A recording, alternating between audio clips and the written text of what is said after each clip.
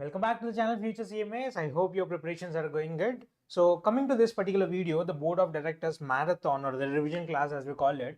So first a disclaimer before I start the video. This particular topic, Board of Directors have taken me a total of somewhere around 18 to 20 hours in the regular class, which I'll try and sum up as fast as possible. Will take probably around 2 to 2.5 hours of session to complete the entire chapter of Board of Directors with the conceptual clarity, with the knowledge and why the law was introduced and etc. We'll try to cover as much as possible within the 2 to 2.5 hours of time frame.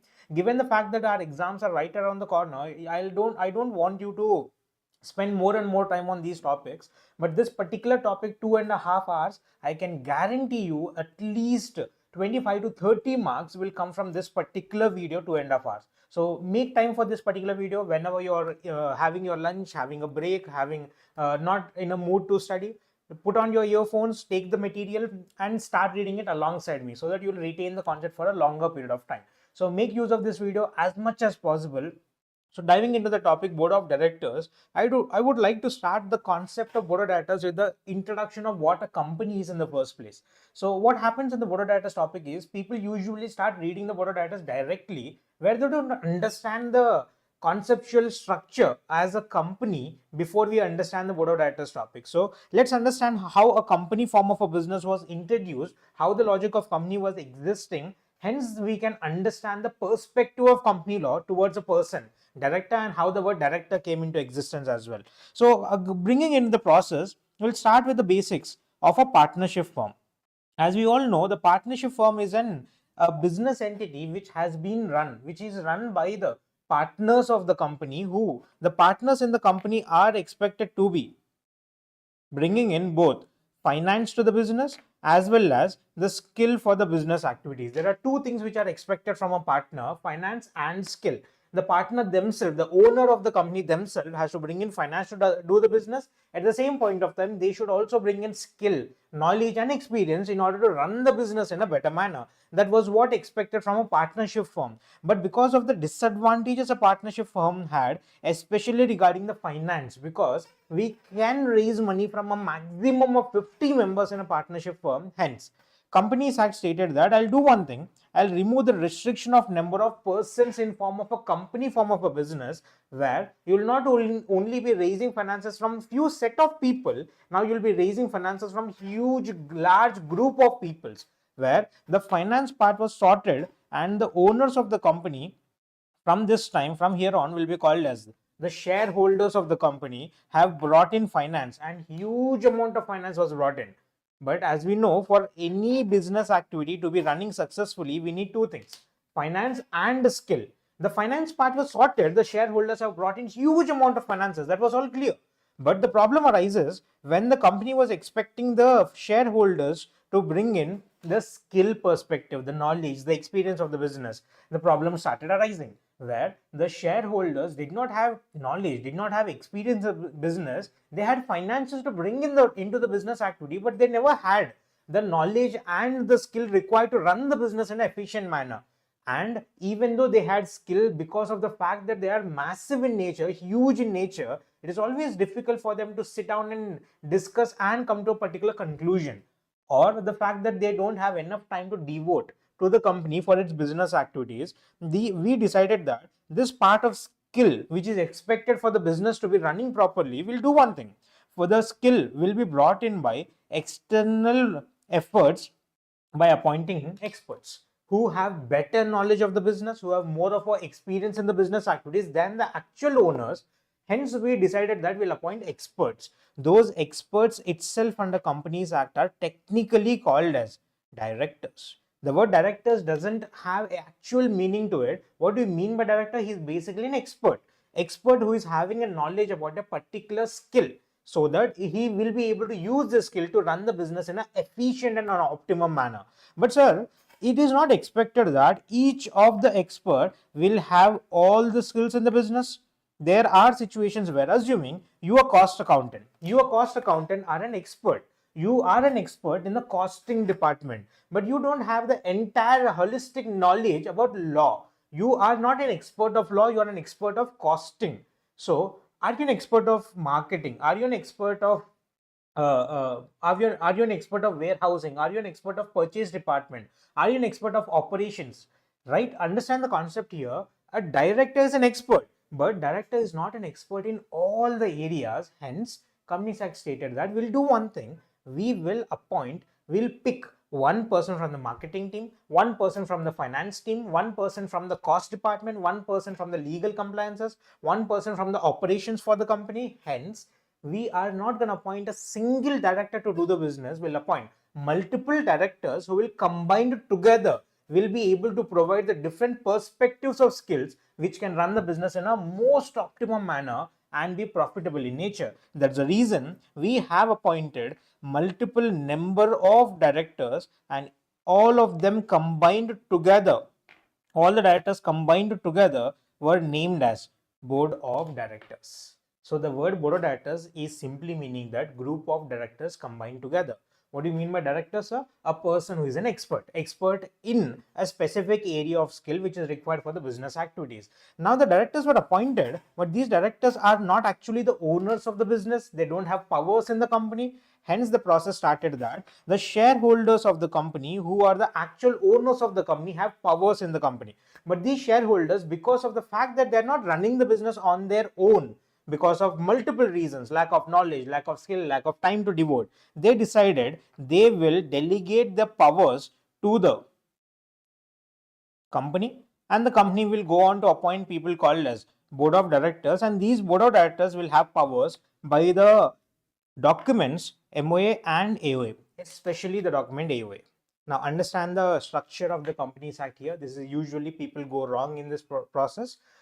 The shareholders of the company incorporated the company. After incorporation of this company has completed, the company is the person who actually appoints the board of directors. Yes, you heard me right. It is not the shareholders who appoint the directors, it is the company who appoints the directors. Understand the introduction of this process properly. Focus on these particular words, guys. These are little tricky in nature. Understand the wordings here. The board of directors of the company are appointed by the company. But sir, company is an artificial person. How can the company come and appoint a director? There comes the logic. The board of directors are appointed by the company, but with the help of shareholders by passing an ordinary resolution in the annual general meeting. So it is not shareholders. Technically speaking, you are right. It is the shareholders who are appointed, but on the paper, on Companies Act perspective, it states that director is a person who is appointed by the company with the help of the shareholders. Hence, the director of the company is considered as an agent. He is considered as an agent of the company, and company is an agent of the shareholder. So indirectly, the shareholder can control the board of director, but it is on paper concept that the director is acting as an agent of the company. That's your introduction of your process structure of Companies Act. So let's get into the definitions here. As we have discussed, who is a director, sir?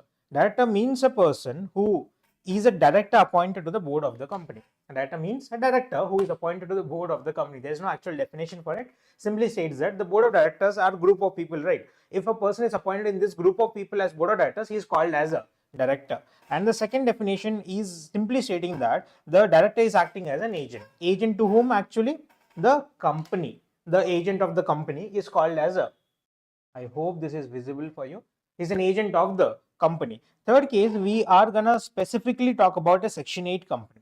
Section 8 company states that we'll not separately appoint board of directors. We'll do one thing. The members of the company itself will be on an executive basis, will be acting as board of directors. Means the executive members of the company who are in operations of the company's activities will be called as board of directors. There is no separate categorization called as board of directors for a Section 8 company.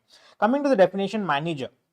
We don't have this at the inter level, but to give you a basic understanding of the word manager, means a person who has been entrusted with substantial or the whole of the affairs of the company, who will be running the business activities on top of every other person in the company, who has the ultimate power in the company. But the definition states that he need not be a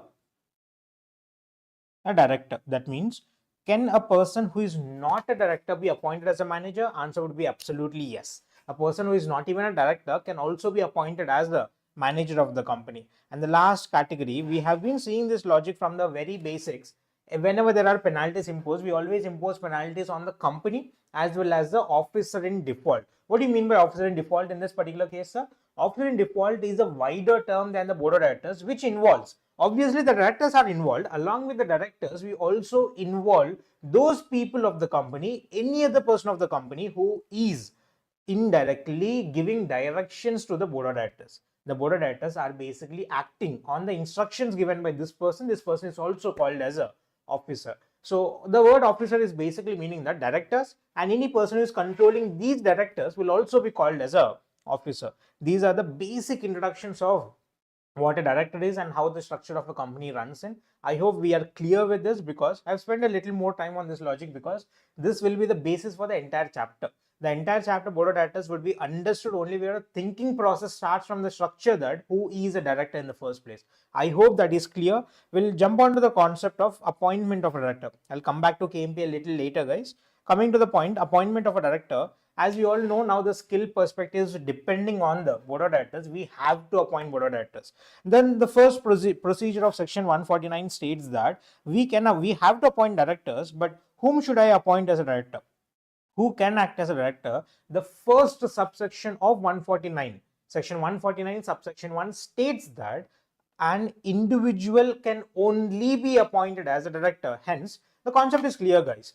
A body corporate, a company is an artificial person, doesn't have its own brain. If it doesn't have its own brain, that means it is unable to bring in skill on its own. The very reason we appointed board of directors was to exercise skill in the business, exercise the knowledge in the business to run the business in a better manner. But if at all it is a firm, it is a partnership firm, or it is an LLP, or it is a body corporate, it is a society or association, these are all artificial persons. They don't have actually skill in them. Hence, we have prohibited the appointment of any person other than individual to be appointed as a director. Hence, the first logic, who can act as a director? Only an individual can act as a director. No other person other than individual is allowed to be acting as a director.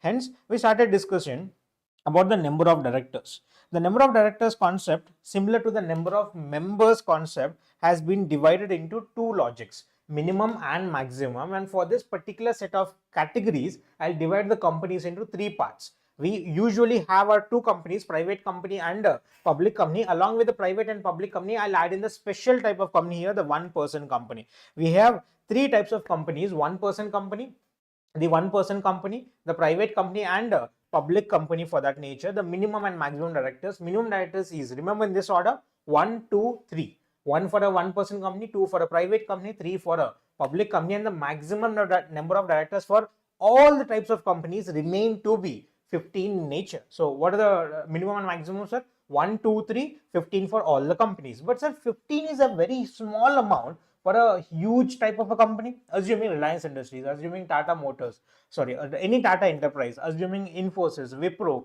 These are huge companies, sir. These huge companies, it is not possible for them to run the business with only mere amount of 15 directors. Hence, Companies Act states that don't worry, we'll give you an exception where you can appoint more than 15 directors, but it has to be approved by the shareholders by passing a special resolution. Understood the concept? So I'll give you different examples. Give me the answer based on two logics. Your answer should be either yes, they can appoint, sir, or the second option, yes, sir, they can appoint, but by passing a special resolution.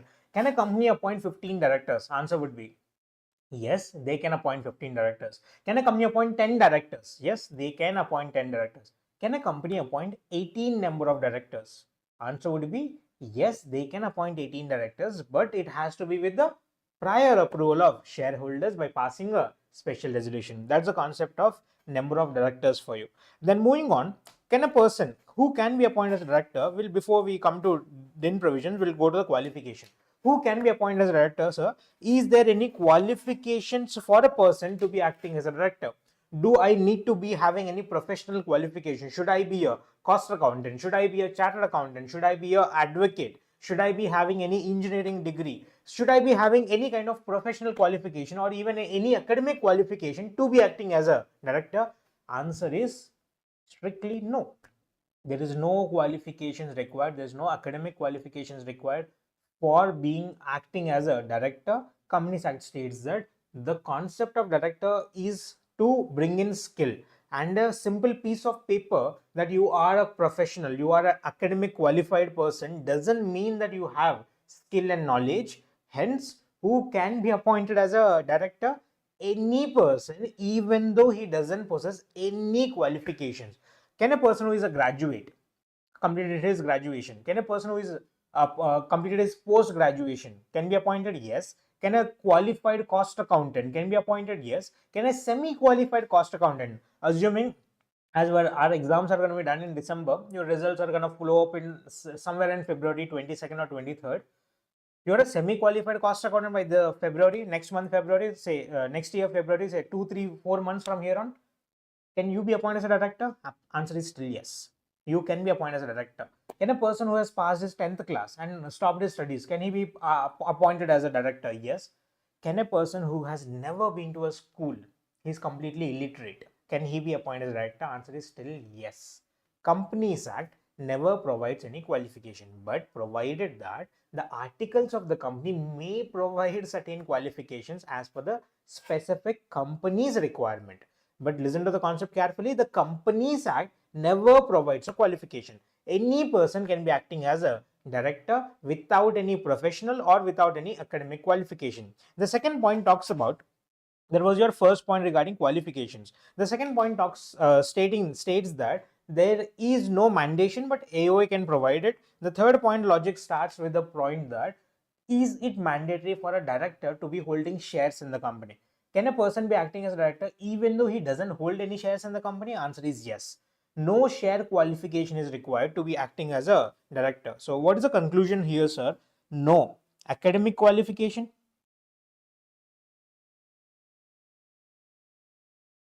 and there is no requirement of share qualification. That means who can be appointed as director, sir?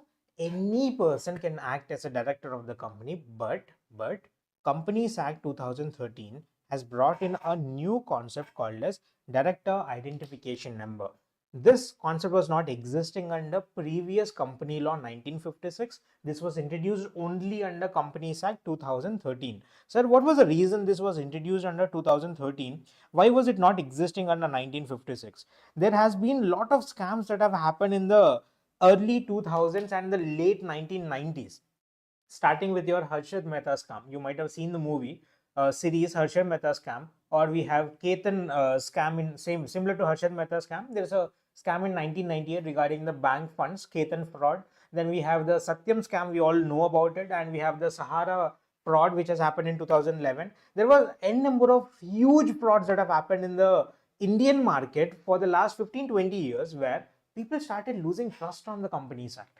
People started losing the involvement into Companies Act. People started disinvesting into companies for the fact that there might be something wrong in the company. The Companies Act was not trustworthy anymore. Hence, we had to bring in a more stringent rules and regulations, more transparent, more open way of doing business activities. Hence, Companies Act 2013 has introduced a lot of new concepts on the topic of independence, on the topic of transparency, on the topic of openness, on the topic of creating trustworthiness for the shareholders. One of those topics is the board of directors having DIN. DIN is as similar as your Aadhaar card. I know you might have remembered your Aadhaar card's photograph. Very beautiful photograph, right? Aadhaar card. Your Aadhaar card is basically, your Aadhaar number is basically an identification number which is completely unique for every individual in India, which defines the fact that which defines the fact that how many ever activities you do as an individual. Go purchase a property, go open a bank account, go purchase stocks, shares in the stock market, go sell a property, whatever you do, your PAN card, your Aadhaar card, your driving license, you travel from one place to another place, every single activity which is done by you as an individual is being monitored by the central government by this single number, Aadhaar number. And the same concept has been introduced for director, stating that we will introduce a logic called as director identification number, which is an identification number to identify and monitor and supervise a person as a director. So whatever activities you do as a director, whatever transactions you enter into as a director, whatever decisions you take as a director, everything will now be monitored by the central government again with your director identification number. So basically speaking, anything you do in the capacity of a director will be monitored by the central government by the concept director identification number. Sir, how should I get this director identification number? How can I be appointed as director? For this particular process, we'll do it from a small PPT which I have prepared regarding the director identification number. Wait a second, guys.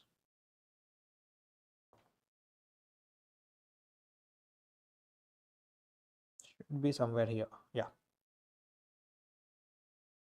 Oh, sorry.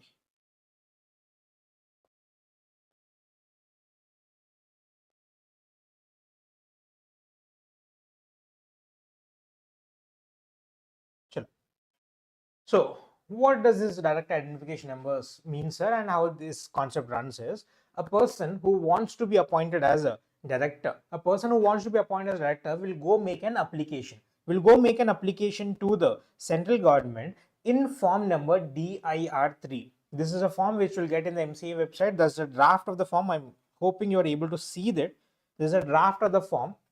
This form will, in form DIR3, we will make an application with prescribed amount of fees to be payable to central government. Once it is been paid to the central government after verification will either allot you the DIN directly, or there are certain circumstances where central government states that I'll not give you the DIN, but I'll give you a different identification number which is treated in equality with the DIN for the entire Companies Act for that matter, stating that either I'll give you DIN or I'll give you any other identification number which is treated similar to your DIN provisions. So what's the process, sir? A person who wants to be appointed as a director will make an application to the central government. Once he has made an application to the central government in form number DIR3 on a prescribed amount of fee being paid, the central government will start the verification process. After verification, if CG is satisfied with your application, then CG will either allot you the DIN directly, or they will give you a identification number which is treated equal to your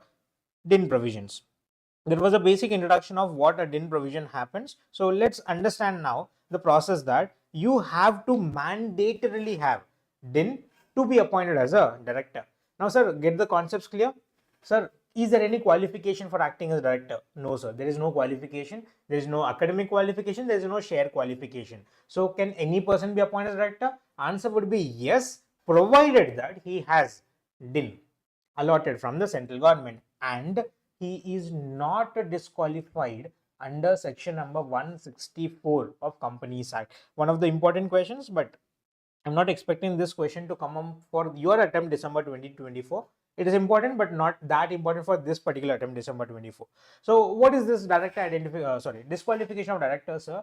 A person who is not allowed to be acting as a director is called as disqualified under section number 164. Remember, these are the disqualifications which are applicable not for everybody, only for a person to be acting as a director. So I have a DIN. I have been allotted with DIN, but I am disqualified. Can I act as a director? Answer would be no. You can act as a director only and only when you have DIN and you are not disqualified under section number 164. So 164 will divide the process of section 164 into two categories: 164 subsection 1 and section number 164 subsection 2. Section number 164 subsection 1 talks about the disqualifications which are applicable to an individual director. That means these are the disqualifications where each director will be disqualified. Each director has its own default provisions. We'll discuss about it. And the second category talks about the disqualification of not one director. It talks about the disqualifications of all the directors of the company. Every director of the company appointed will be disqualified if at all it is a default done by the company. If the company makes a default, then the disqualification will be applicable to all the directors of the company. Starting with section number 164 subsection 1, it has a total of 10 different disqualifications for you. How many? 10 disqualifications are there under section number 164 subsection 1. Let's start with section procedures. States that the first point, a person who has been declared as unsound mind, declares as unsound mind by a competent court. Imagine this, a person who doesn't have knowledge, unsound mind, a person who is unable to take rational decisions at all, can he bring in skill to run the business? Hence the fact the board of directors must be sound mind. Hence a person who is unsound mind is not allowed to be acting as a director. That's the first category. And the second category, before we start the second category, I'll show a proper chart we have done in the class regarding the process of insolvency. Let me get that for you. Should be somewhere here. That's your resignation process. Yeah. The insolvency process.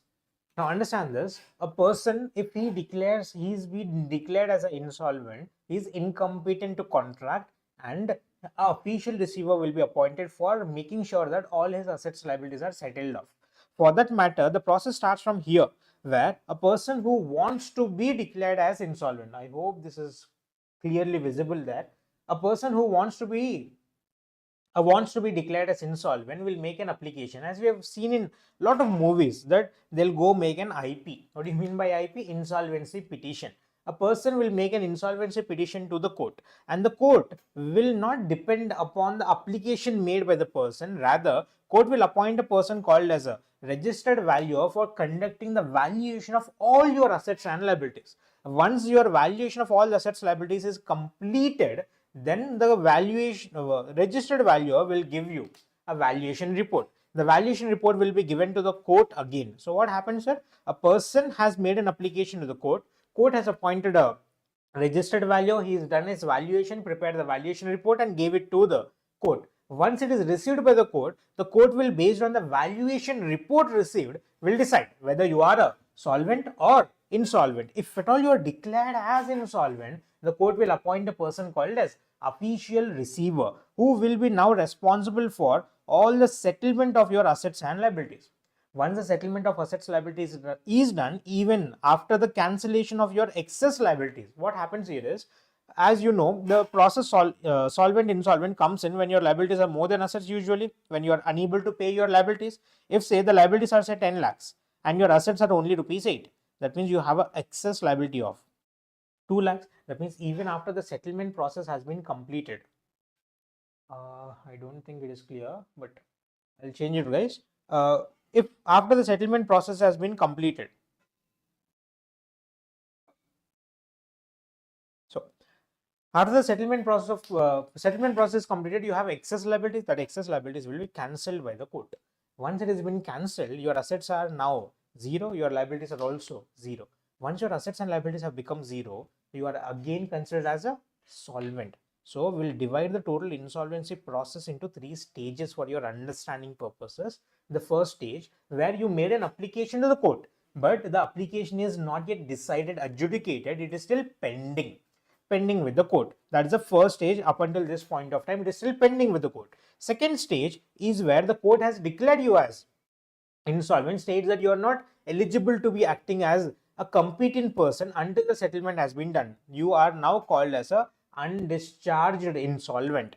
And the third stage, once your insolvency has completed, you are called as a discharged insolvent, or you can be simply called as a solvent. So give me the concepts here. The first stage, where the court has not yet passed an order, you cannot be called as insolvent, you will be called as solvent. The second stage, you are undischarged insolvent. The third stage, you are again called as a solvent. So keeping in this process properly understood, come back to the process of disqualification. The second disqualification states that a person who is undischarged insolvent cannot act as a director.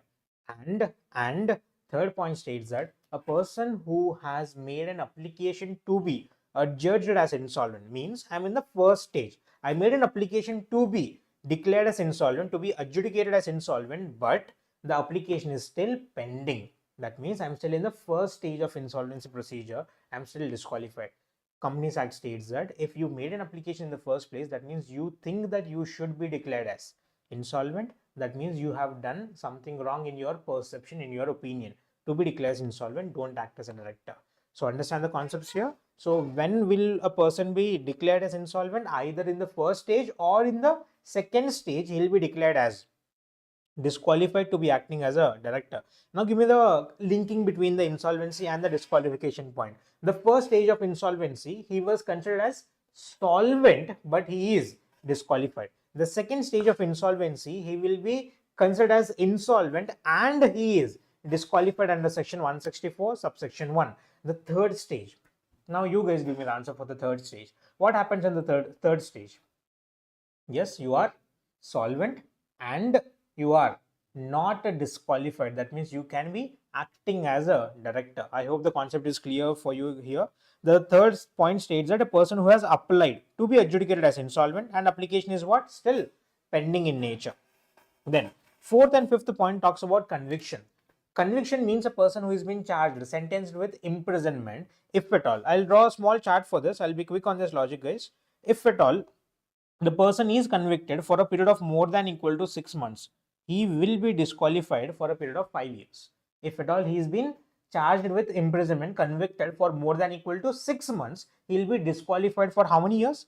5 years. 5 years from where? From the end of his sentence, not including the sentence. Assuming if his sentence period was say 2 years, for this 2 years, any which ways he is disqualified. But after expiry of those 2 years also, he'll be disqualified for 5 years after the expiry of 2 years.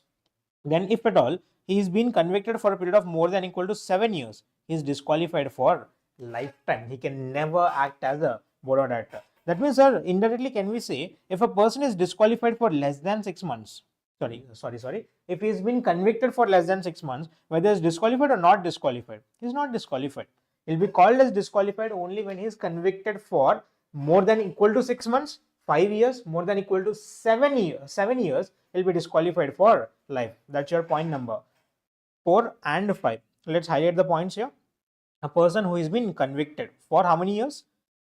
Not less than 6 months, more than equal to 6 months, he'll be disqualified for 5 years from the expiry of his sentence period. From the end of sentence, he is disqualified for 5 years. And second case, if he's been convicted for more than equal to 7 years, he is disqualified for lifetime. He can never be, shall not be eligible to be appointed as director ever again. Lifetime is disqualified. That's your point number 4 and 5. Point number 6 talks about a process, a special process, where it states that the court this time has not passed an order for conviction upon you, but the court stated that you should not act as a director. Understand the logic clearly, guys? Point number 4 and point number 5 was talking about a process where you shouldn't be acting as a director because you are convicted. And point number 5 talks about a process, point number 6 talks about a process stating that the court did not pass an order for conviction this time, but court stated that you shouldn't act as a director. It's a disqualification order passed by any court or tribunal. We'll try and link this procedure with section number 242 and 243 later on in the chapter. So stay for section number, stick till section number 169. I'll get the conceptual clarity on this topic with 242 and 243 linked with this. It is an order disqualifying a person to be acting as director, order passed by whom? Any court or tribunal. Then point number 7 talks about a process stating that if at all you're a director and also acting as a shareholder, and whenever company makes a call, whenever company calls for the unpaid value of the shares, it is a duty of all the shareholders of the company to pay for the calls. Imagine this, if the director of the company itself restrains from the payment of calls, that means the shareholders will not have trust in the company. The director, who has better knowledge of the future of the company, who can better predict the future of the company, himself is not paying calls. That gives a negative image to the shareholders. Hence, Company Act states that if you are a director as well as shareholder and you are not paying calls on the shares, you will be disqualified. But before you are disqualified, we are giving you a time limit. We are giving you a time limit of 6 months. If at all you fail to pay the calls even after expiry of 6 months from the last date of payment of calls, then you will be considered as disqualified to act as a director. What's the process, guys? A person will be disqualified to act as a director if he has failed to pay calls and it has been more than how many? 6 months from the last date on which the calls should have been paid. He'll be disqualified to act as a director. Point number 7 is very simple, states that again convicted. Now understand the word difference between point number 4, 5 and point number 8. 4, 5 was also conviction. 4 and 5 stated that you must be convicted for more than equal to 6, or point number 5 more than equal to 7 years. But this particular point states that, sir, you are convicted. Doesn't matter the number of sentence period you have been charged with, even though the conviction is for a single day, you are disqualified. But if the conviction is relating to the provisions of section number 188, related party transactions. If at all a director enters into a related party transaction in non-compliances and the court passes an order for conviction, doesn't matter how many period, if he is convicted, he'll be disqualified for 5 years. Understand the wording differences here? 4 and 5 convicted for a particular period. Point number 8, convicted for a particular reason. Reason is section number 188, related party transactions. Then point number 9 and point number 10.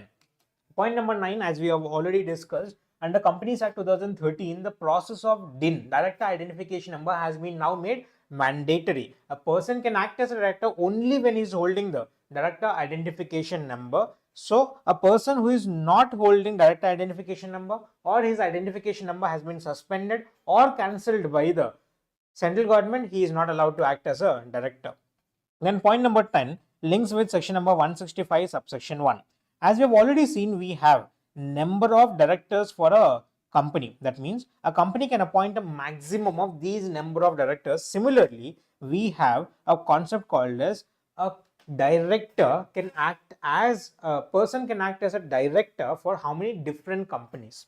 A person can act as a director for maximum of 20 companies, not more than 20 companies. That means the concept of point number 10 states that if at all you are already acting as a director for 20 companies, the 21st company is what you are disqualified. Understand the concept clearly? For these 20 companies, you're not disqualified. You can act as director. But if you're already acting as director for 20 companies, the 21st company, you are disqualified to act as a director because you're exceeding the limit given under section number 165 subsection 1, the maximum number of directorships. That's your entire 10 points of section number 164 subsection 1. Let's quickly revise the technical words here, the key words here. A person who is unsound mind, a person who has been undischarged insolvent. Guys, try to recollect along with me, try to rehearse along with me in the process, guys. Be in the video, be a little active on the process. First point was undischarged insolvent. Second point was first point was a person who is declared as unsound mind. Second was a person who is undischarged insolvent. A person who has made application to be adjudged as insolvent and application is pending. A person who is convicted for more than equal to 6 months, disqualified for 5 years. Then point number 5 was a person who has been convicted for more than equal to 7 years, disqualified for lifetime.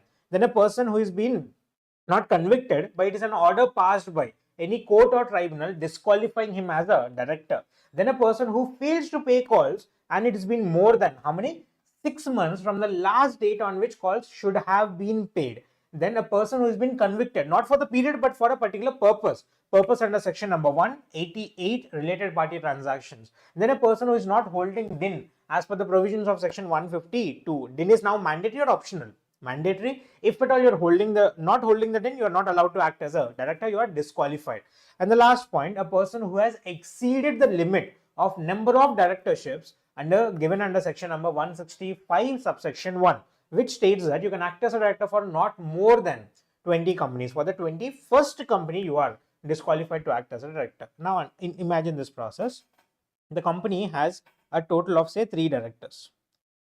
Assuming we have how many? 3 directors, out of which one of the director has done some kind of a moral turpitude. He has made any kind of wrongful activity at the public and he was convicted for 7 months. Now out of the 3 directors we have, which of the director will be disqualified? Only such director who has met the disqualifications of section number 164 subsection 1, which clearly states that only the individual director who is been meeting any of these 10 points will have to be disqualified. That means, can I indirectly say that the other directors we have in the company, these other set of directors, sir, are they still allowed to act as a director? Yes. The disqualification was applicable only to an individual director. But moving on, section number 164 subsection 2 is a process where the disqualification this time is not applicable to a single individual. This disqualification is applicable to all the directors of the company, and it has only 2 points, 2 simple points, stating that the first point states that the company has failed to file 137 and 92 and for a continuous period of 3 financial years. If the company has failed to file financial statements or the company has failed to file the annual returns for a continuous period of 3 financial years, the company will be held disqualifying all the directors of the company. Understand the wordings here properly. This is not a default done by a single director. This is not a default done by a one particular director of the company. This is indirectly a default done by all of them. Hence, who is disqualified in the process? All the directors will be disqualified. The second disqualification point states that the company has failed to pay three things. What are three things, sir? The deposits and the interest on the deposits, debentures and the interest on the debentures, and payment of preference dividend which has been declared. If any of these three categories are not being paid and the default continues for a period of 1 year, not 3 years this time, 1 year, they all will be disqualified for a period of 5 years. How many years? 5 years they'll be disqualified for. Give me the wordings here. Deposits, interest, debentures or interest, or payment of any declared dividend on the preference shares. If at all it is continued for a period of 1 year, they will be all disqualified under section number 164 subsection 2 for a period of 5 long years. But there's a small exception stating that a person who is being appointed for less than 6 months, that means a person who was appointed recently did not have enough time to rectify all these defaults in the company, hence he will not be disqualified under subsection 2. He will be disqualified only when he is acting as director for more than 6 months. And the last point states that a private company, remember this is not for a public company, only a private company. A private company can put additional disqualification criterias on top of section number 164 subsection 1 and subsection 2. Not for a public company, only for a private company they can put more amount of disqualifications. That's your entire section number 164. I hope the concept of 164 is clear. It is a very important section 164, but not that important for exam perspective at this point of time, December 2024, but still go through it extensively. It might show up in the exams. Then duties of a director. This is something which is again important for the exam. If at all you have not yet watched the Super 30 guest questions which we have released a couple of days back, please do go watch the video. You will get a proper understanding of what is more important for this particular attempt, so that you will have more intense preparation on those particular questions and will be able to better present the answer with a in detailed intense preparation on those particular topics. Out of those 30 questions, duties of a director are one of the question. As we know, the duties of director comes from section number 166, which has the word duties also has 6 letters. You have to make some of the other kind of category to remember them, right? There are 6 letters. There are section number 166. Hence, we have how many duties? We have 6 duties. There are 6 duties to be acting as a director. And one more small little point I have to introduce here is, whenever there's a direct question asked from the institute, you don't directly jump into the duties of director. First, give the introduction of what a director is, what a director should do, what the director identification number is, etc. Give me some introduction part of it.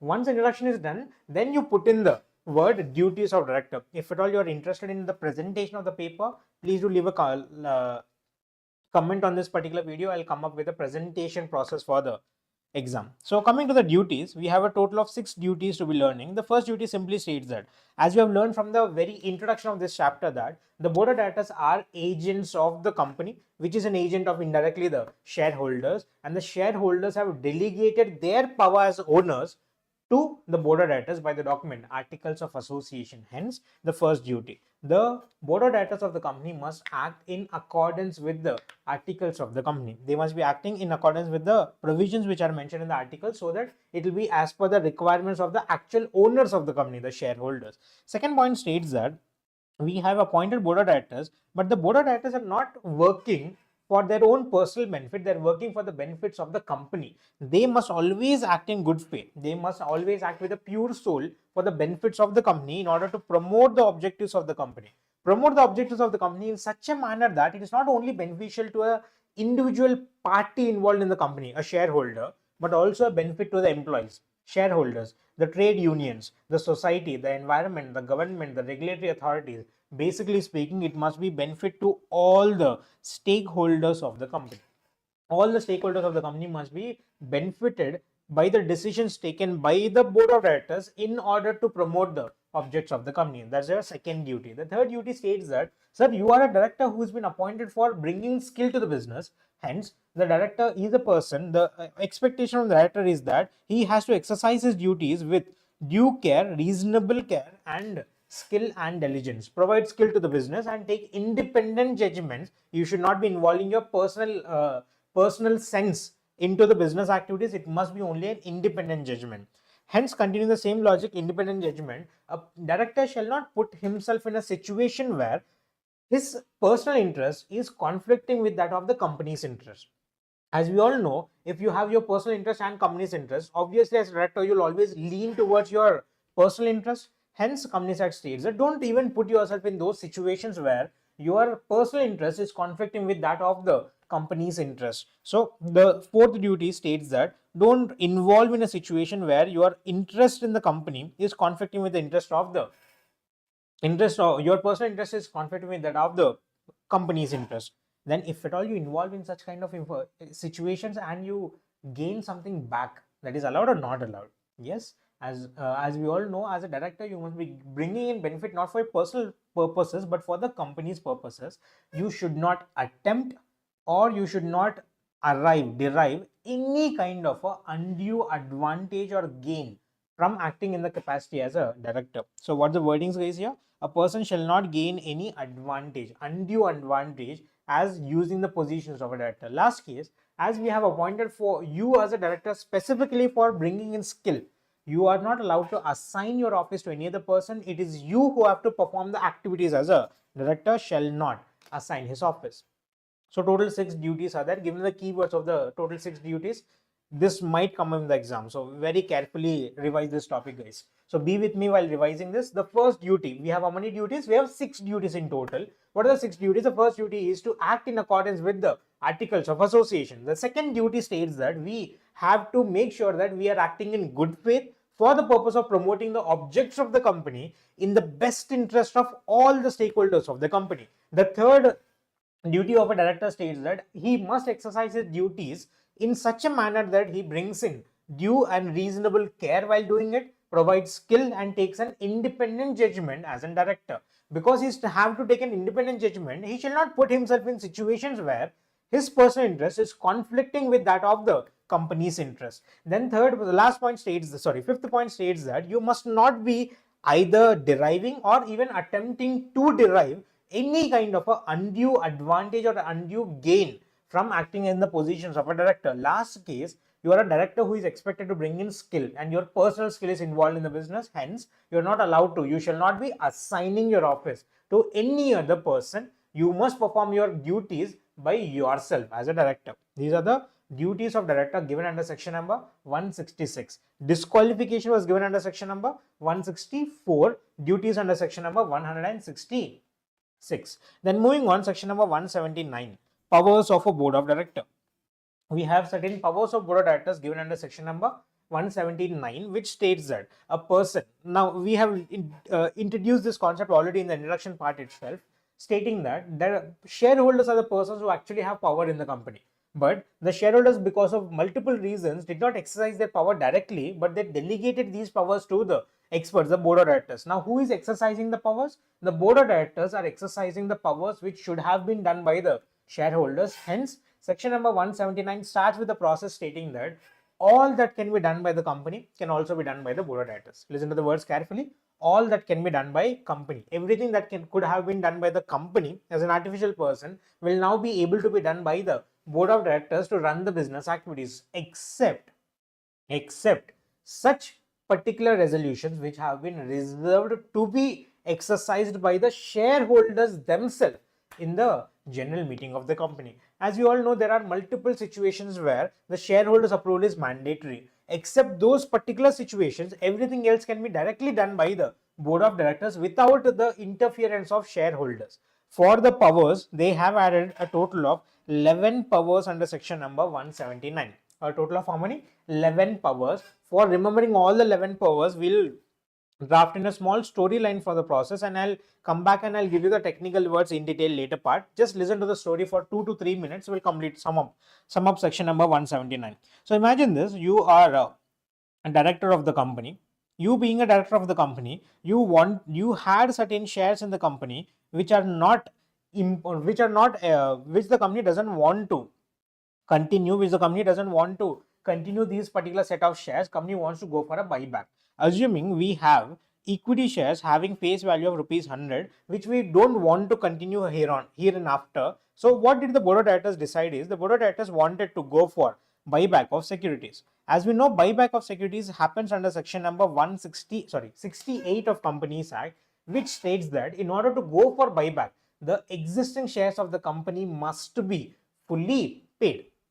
To make sure that existing shares of the company are fully paid, the director decided that I'll do one thing. The existing shares, I'll make calls. I'll make calls in order to convert the existing partly paid up shares into fully paid up shares. After the conversion is completed, I'll go for buyback of securities. Sir, buyback of securities is something which involves cash outflow. Because of the fact that there is cash outflow, the Companies Act now states, the board of directors now decided that we will raise more amount of finance from other sources in order to do the business in the same level as we have done in the past. Now, give me the story as of now. This will be the beginning of the story. The end of the story continues with the logic. So what happened here, sir?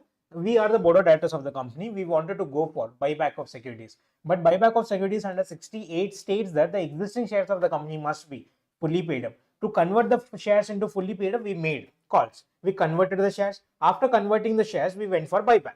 After the buyback has been completed, because of the buyback requires an outflow of cash, the finance in the company got reduced. With the reduced amount of finance, we were unable to do the business in the same old way. Hence, we started issuing securities. I'm not using the word issue of shares. We are issuing securities. Issue of securities involves both shares and debentures, whether they are raised from either India or outside India. We issued securities. We had a new project which was running. We had a new project which was expected to be involving a total cash inflow of 100 crores. It required a total investment of 100 crores for the new project, but we were able to raise only 70 crores from the issue of securities.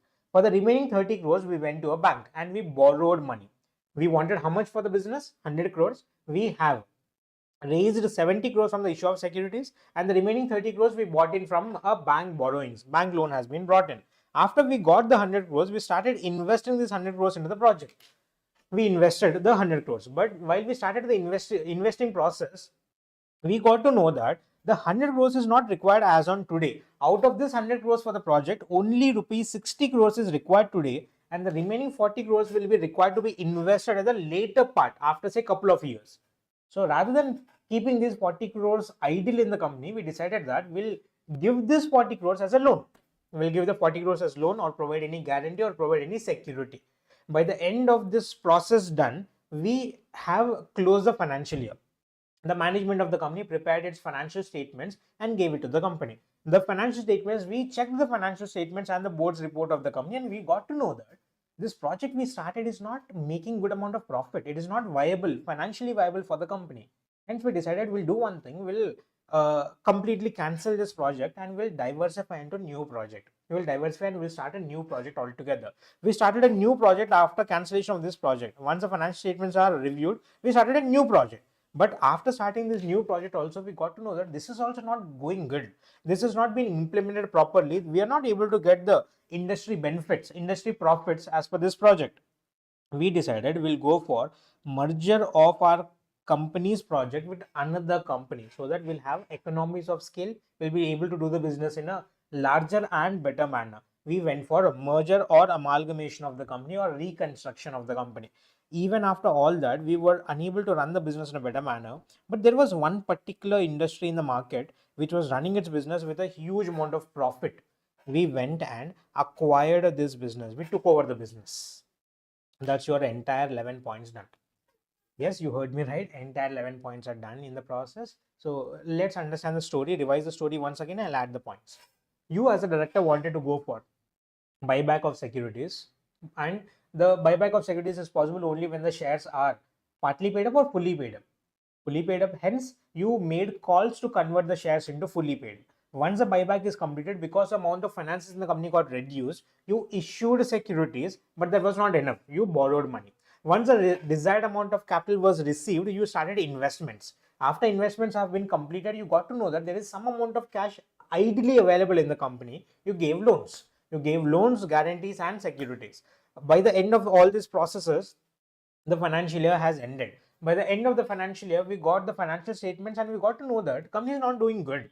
The project was not financially viable, not profitable in nature. We decided we'll go for diversification of business. We diversified the business into other project, but other project was also not profitable, but the industry in which we are existing was profitable, but our particular business was not profitable.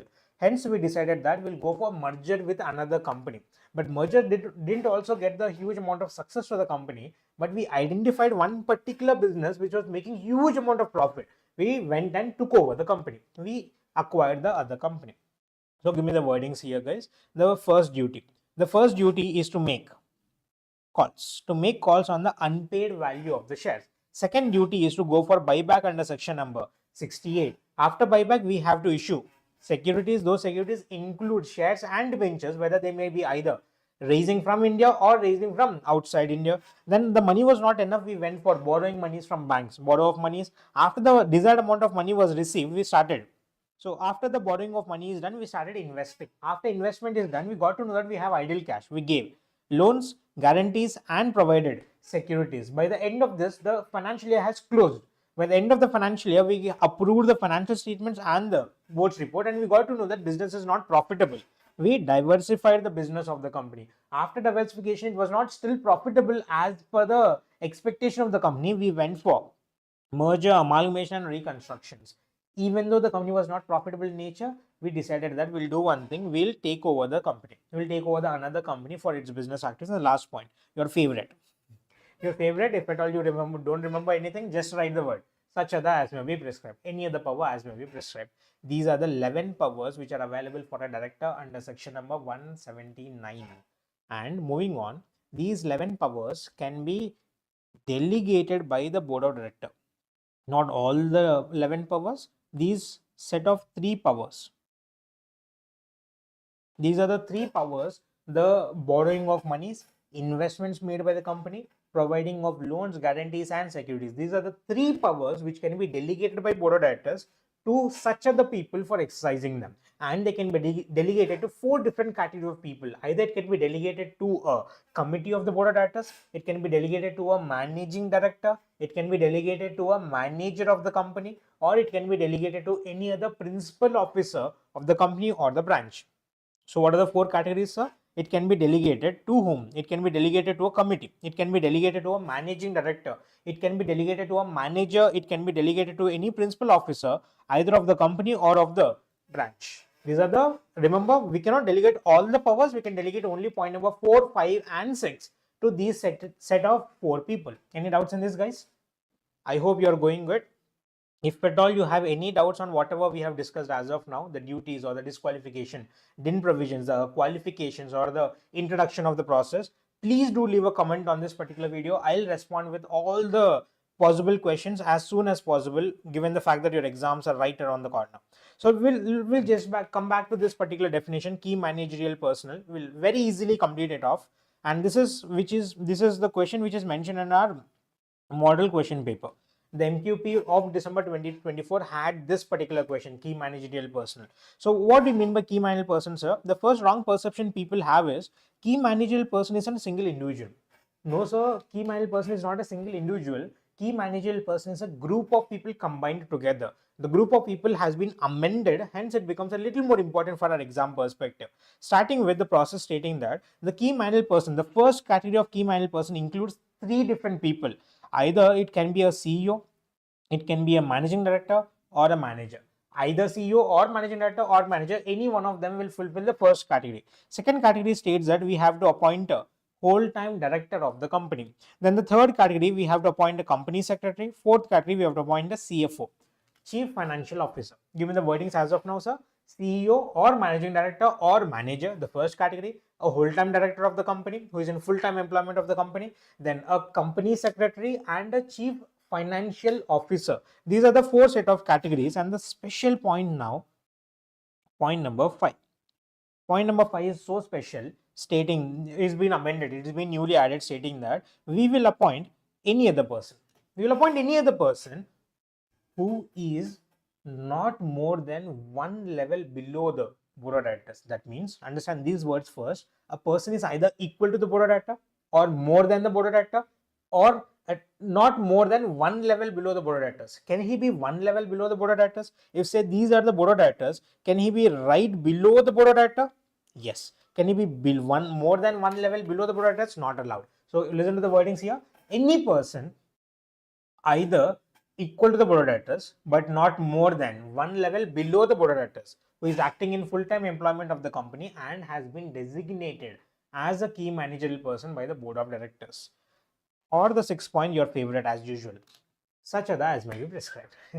Such other person as may be prescribed can act as a key managerial person. I know fifth point is the only additional point which has been amended here, so it has to be remembered carefully. Any other person, officer of the company, not more than one level below the board of directors who is in full-time employment and designated as a KMP by the board is also called as a key managerial person. We are done with the basics of this key managerial person also. Moving on, the next topic, we'll start with the retirement and rotation of a director. Chalo. Start with the retirement, guys. Come on, guys. Stay with me in the process. The retirement topic is also something which is not existing under Companies Act 1956.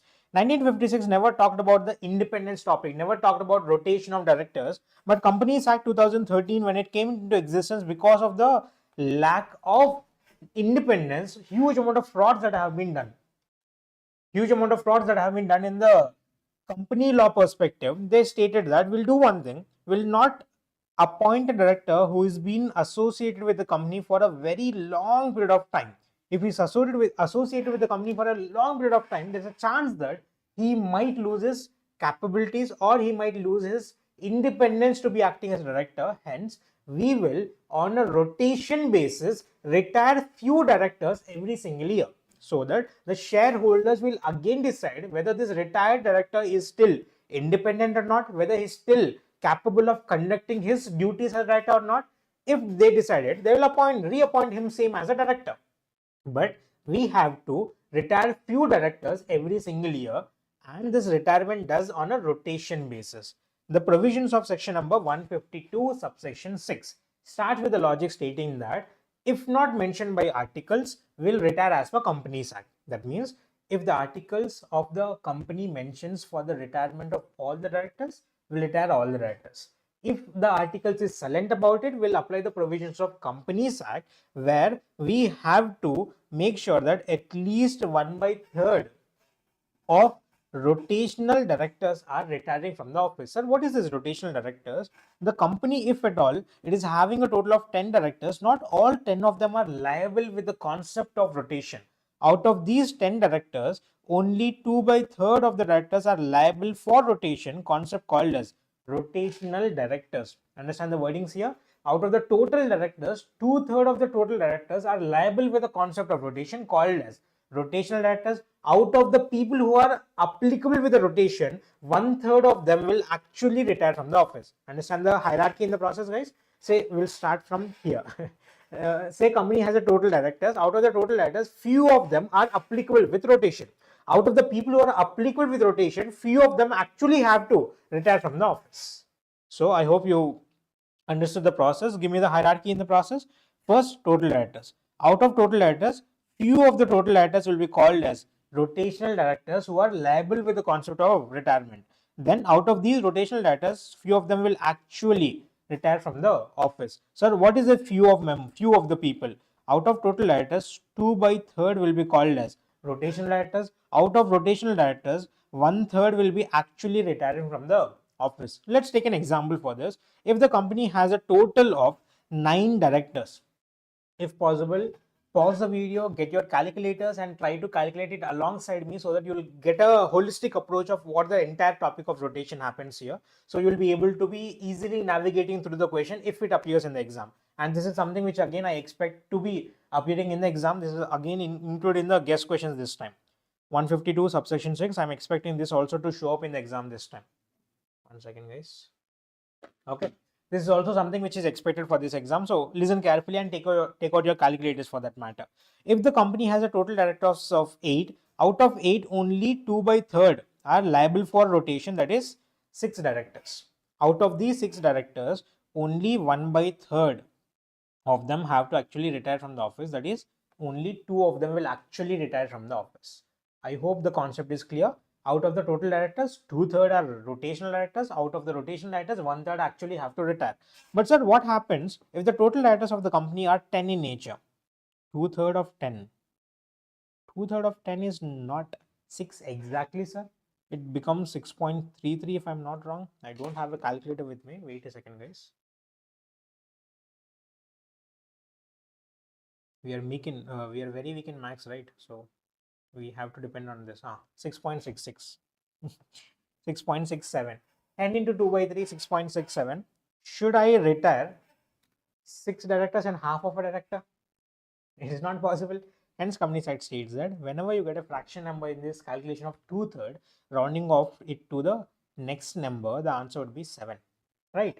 And while calculating the persons who are liable to retire into 1/3, 7 into 1/3, it will give you 2.33. It should be also rounded off, but this time it will be rounded off to the nearest number. That means the answer this time would be 2. Got the point? So give me the entire process, guys. Rotation concept states with the wordings that unless articles provides for retirement of all the directors, will retire it as per Companies Act. Companies Act states that out of the total directors of the company, only 2/3 of them are liable with the concept of rotation. Out of these people who are liable for concept of rotation, that is rotational directors, only 1/3 will actually retire from the office. So 2/3, while calculating this 2/3, if at all it is a fractioned number, will rounding off to the next number. And whenever it is a fraction number, in case of calculation of 1/3, will be rounding off it to the nearest number. If example, it comes up to be 3.67, I'll be rounding off it to 4. If it is 3.33, I'll be rounding off it to be 1. Sorry, rounding off it to be 3. That's the rounding off procedure for 1/3 and 2/3. So this is clear all, but what do you mean by total directors? The word total directors includes every single type of director in the company. There are multiple types of directors in the company, which will include all the types of directors except 3 specific kind of directors. That means the word total directors does not include 3 category of directors. We don't include the independent director. We don't include the small shareholder director. We don't include a nominee director who has been appointed by a special act of parliament for a financial institution, RBI, SBI, NABARD. These kind of special institutions, financial institutions are set up by an act of parliament. Those nominee directors will be excluded. So what are the 3 people who are excluded? We are going to exclude the independent director, we are going to exclude the small shareholder director, we are going to exclude the nominee director. Sir, by this we have done on how many of them have to retire. Assuming the company has a total of 10 directors, the conclusion was that we have to make sure that at least 2 of them will retire. But now the question is, sir, out of 10 directors, which 2 directors will retire? We have not decided on whom will actually retire. We have only discussed upon how many will retire. Now the question is, who will actually retire from the office? Who will retire from the office? The person who is holding the office for the longest period from his, not the first appointment, not the initial appointment, from his latest appointment. A person who is holding the office for the longest period from his latest appointment have to retire from the office, and this person who is retiring from the office will face the shareholders, and the shareholders will decide the fate of this person, whether he'll continue or vacate from the office. But sir, there's a small doubt here. What happens if 2 people are holding the office for the longest period? They have been appointed on the same day. Then company side states that we'll do one thing. If they're appointed on the same day, we will make sure that one of them is sent to the shareholders by a mutual understanding between the directors. We'll give the option to directors. You guys decide between yourself whom want to be retired. We'll select one person and we'll send them to the shareholders. But if at all the conclusion doesn't arise from the mutual understanding, then the company side states that we will draw lots. Literally, they'll write your names in the papers, they'll fold the papers, they'll toss it up, and they'll pick one particular paper out of it. If your name appears, you're retiring from the office. Literally, they'll play from the lots here. Right? And because of the fact that the retirement will create vacancy in the office. Understand this. If the company previously had say 20 directors, and out of the 20 directors, say assuming 3 of them retired, assuming 3 or 4 of them have retired, that vacancy that has arisen because of this retirement concept has to be filled in either of 2 ways. Either we'll fill it by reappointing the retiring director himself. The board of directors the shareholders still believe that this person can act as director, they will reappoint or they will appoint a new director to fill the vacancy of such retirement. Two options are there, either to fill the vacancy by appointing the retiring director or some other person. That means a new director will be appointed. That's your entire concept of section number 152 subsection 6. We'll start with section number 168, resignation of a director. As we all know, to be appointed as a director, it is not always the decision taken by the company alone. The decision for appointing a director is taken with the consent of both the parties, the company by passing an ordinary resolution of shareholders, as well as the person who wants to be appointed as a director. You have to get the consent of both of them. Hence, we can conclude with the topic that the appointment of director is always voluntary in nature. Hence, section number 168 states that the continuation of a director is also voluntary in nature. He can resign from the office at any point of time, even before the expiry of his tenure. So the first line of answer would be for section 168, can he resign from the office? Answer is yes. He can resign from the office. And when can he resign from the office? At any point of time. Can it be even before the expiry of his tenure? Yes, he can resign at any point of time, but only question there would be to provide a written notice of his resignation, inform the company, come to the company, say bye bye, Tatas, then you exit the company, it's fine. But you have to make sure that you send a notice of resignation to the company. As soon as this notice of resignation is received by the company will make sure that they will make a note of all these details of the resignation along with the reasons you have provided for resignation, enter that in the board's report, and make sure that this board report is made available. I hope voice is clear. The board report is available in the next general meeting to the shareholders to review it. The shareholders will come and check why did the director resign from the office. Was there any problem in the company for resignation? They'll check it in the next general meeting because the board report is placed in the general meeting. Now, given the procedure, I'll rather do it from the chart book. Wait, guys. This is the final notes. CMA Inter. We have this resignation chart we have done in the class. Yeah. The director has to send the notice of resignation along with the reasons. Along with the reasons, it will be filed with the company. Company will make a note of it in the board's report, and this will be available to the shareholders in the next general meeting. It is not annual general meeting. It can be either AGM or EGM. And the company should also forward it to the ROC along with the reasons. But there is a chance that the board of directors, the company might fabricate the notice of resignation and send a wrongful document to the ROC. To avoid that process, Companies Act has given a power to the director. There is an amendment on this, guys. Listen carefully. The director may also send the notice of resignation to the ROC. Remember, the word may is used. That means this is only optional in nature. They may also send it to the ROC, but if at all you are sending it to the ROC, you have to send it within 30 days from the date of resignation. Sir, everything is fine. The only doubt I have in the entire process of resignation is, what is the date of resignation? What's the date? When is it considered as I am resigning from the office? Because until I am part of the company, I am acting as a director, I'll be liable for the activities done by the company. As an officer, I'll be liable for the activities of the done by the company as far as I'm acting as a director. But if I have resigned from the office after resignation, whatever activities that have happened in the company, after the resignation, say this is the date of resignation, assuming after the date of resignation, whatever happens in the company, I'm not responsible for it. I'm responsible only for those activities which has happened when I was actually acting as a director. Hence, the definition of date of resignation becomes very vital. Then Companies Act states that we'll understand the date of resignation in a concept stating that the notice of resignation which is being drafted by the board of director will contain a date in it. That notice of resignation will be filed with the ROC. The Companies Act starts with a provision stating that either the date of resignation will be either the date on which this notice of resignation is received by the company or the date mentioned in the notice of resignation, whichever is later. Assuming, I'll take an example for this. If the notice of resignation was mentioned as 24th, say 20, what's the date today?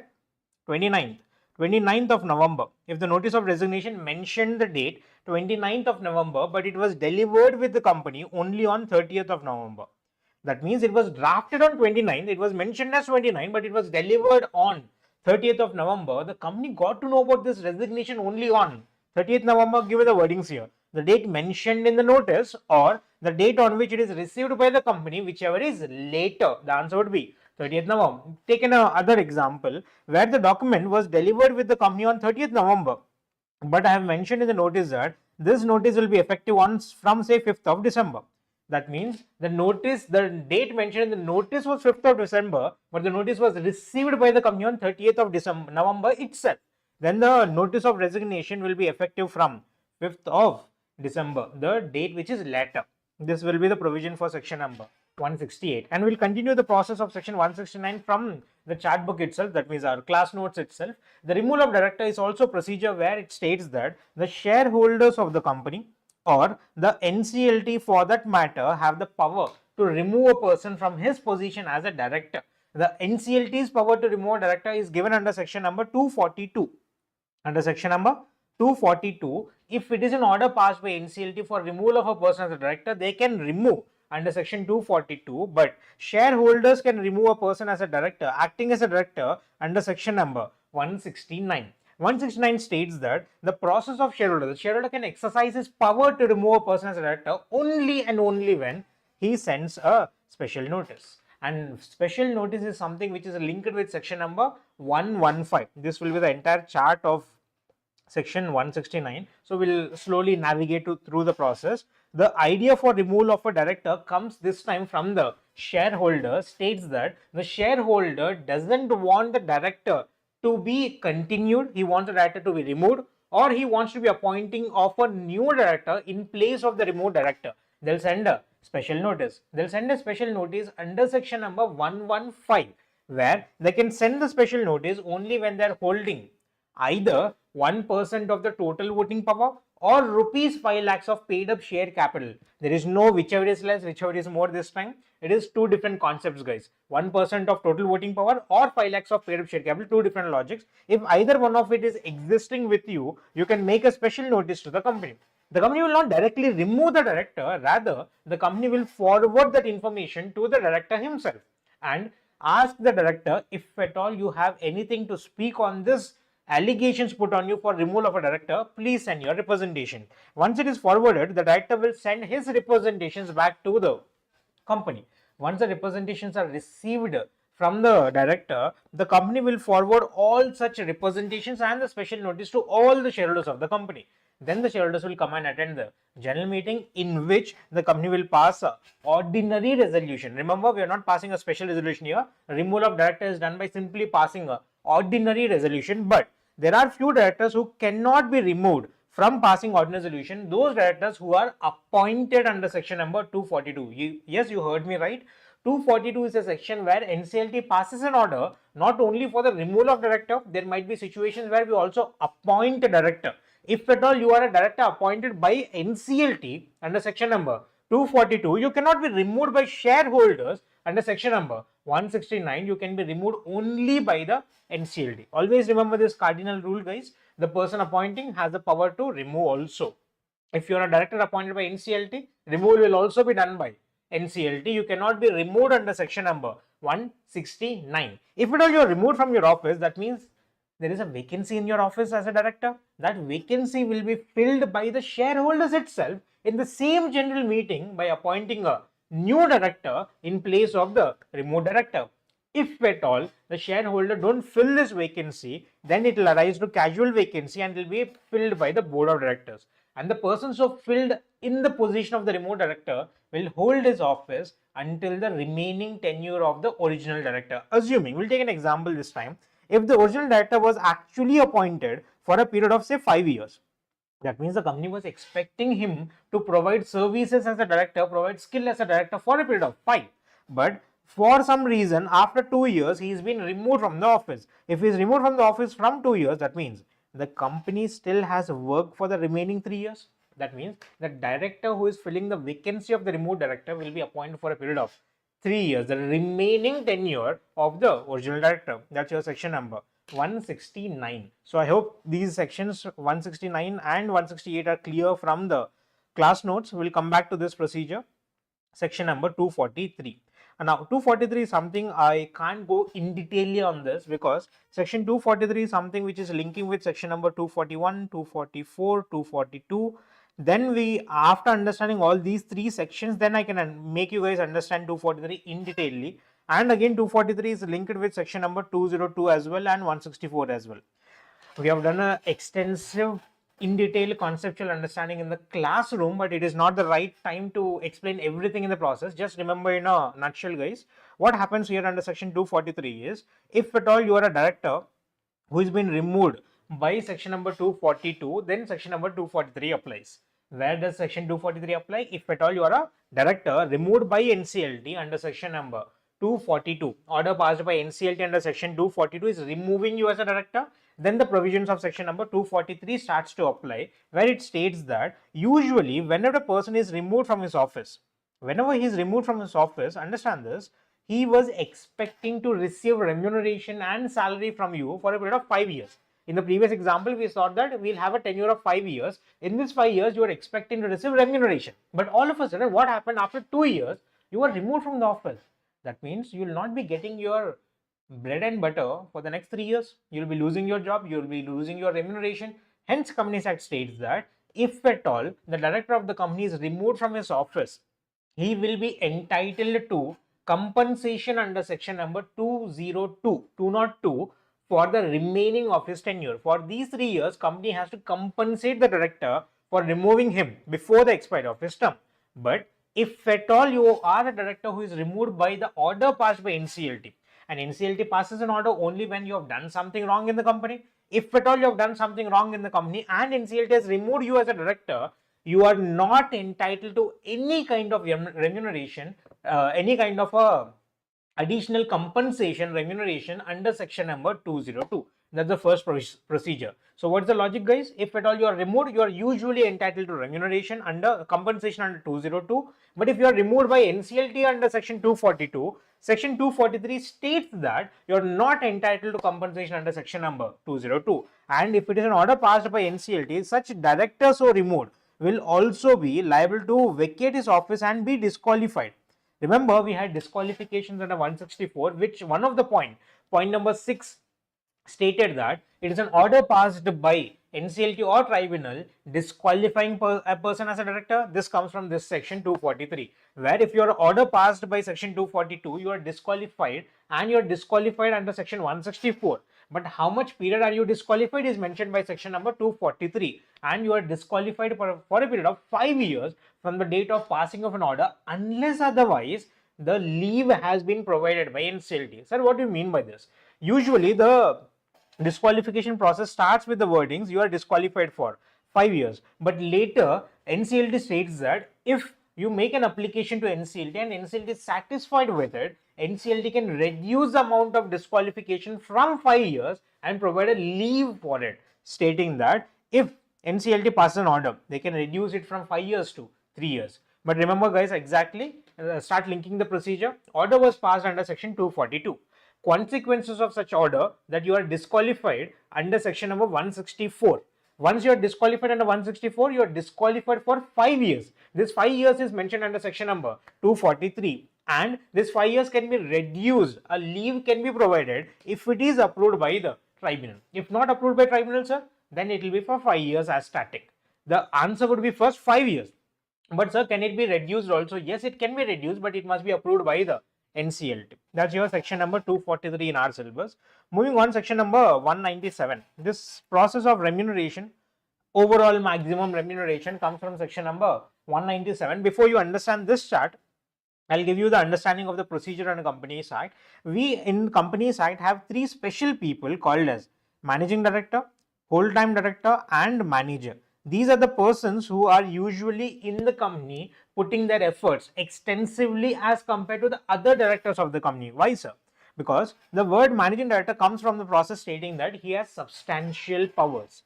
Powers which are not usually available with the directors are given to the managing director of the company. Then whole-time director means a person who is in full-time employment of the company, a person who is working on a whole-time basis with the company and are also acting as a director. That means he is devoting the entire time he has only for this particular company. He is working every single day for the entire time he has with the company, a whole-time director. And the person, the word manager comes from the logic that he has been interested with whole of the affairs of the company, or the substantial part of the affairs of the company. That means this person will be taking the all managerial decisions at the top level management of the company. Hence, these three people, because of the fact that they are taking more efforts into the company, they will also be paid more amount of remuneration in the company. But section number 196, you don't have to remember this, guys. Section number 196 subsection 1 states that if the company has a managing director, they cannot appoint a manager, or if the company has a manager, they cannot appoint a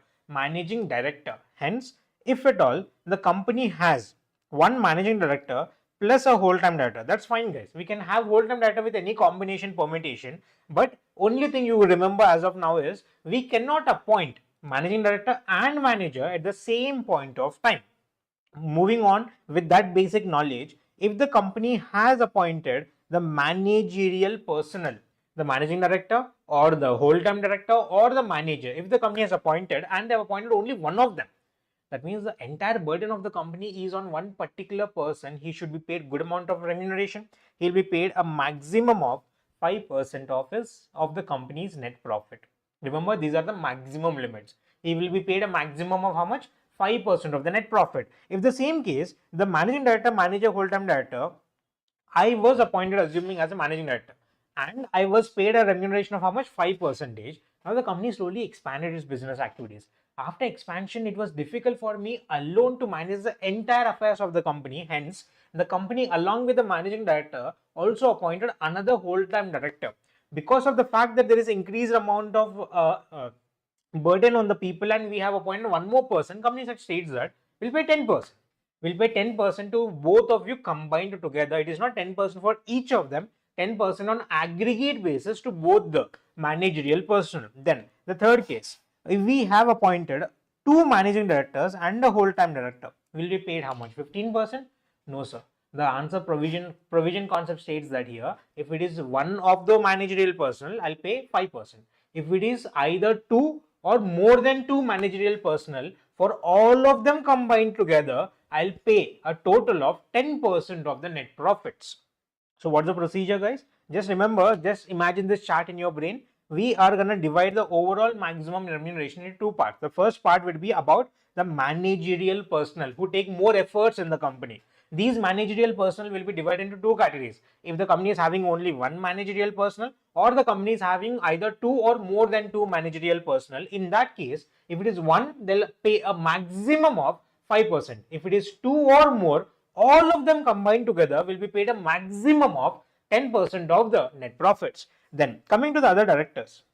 Now imagine this process properly. The company has managerial personnel. If the company has managerial personnel, the burden on the company's activities is on the shoulders of managerial personnel. That means the other directors of the company have so little to do in the company. Hence, they will be paid a lesser amount of remuneration. If the same situation, the company has never appointed a managerial personnel. There is no managerial personnel in the company, but the company has appointed directors. That means the affairs of the company are not now taken up by the managerial person, will be a burden on the directors of the company. Hence, the Companies Act states that we'll pay the directors a little more in the process, stating we'll divide them into two categories.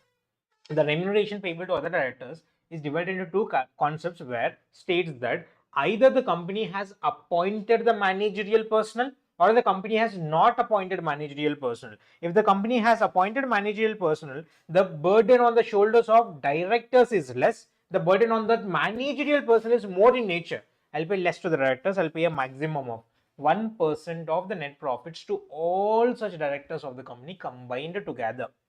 And if the company has not appointed these managerial personnel, that means the burden of the company's affairs is on the directors of the company. Hence, the directors will be paid a maximum remuneration of 3% of the net profits of the company. So I'll give you different examples, guys. Try to answer this. Yeah. So try to answer the different combination of remuneration that is payable by the company. This color is clear? Yeah. Sure. So if at all the company has one managing director and that's it. We have only one managing director in the company and that's it. We have no other person in the company, assuming this is 1% company.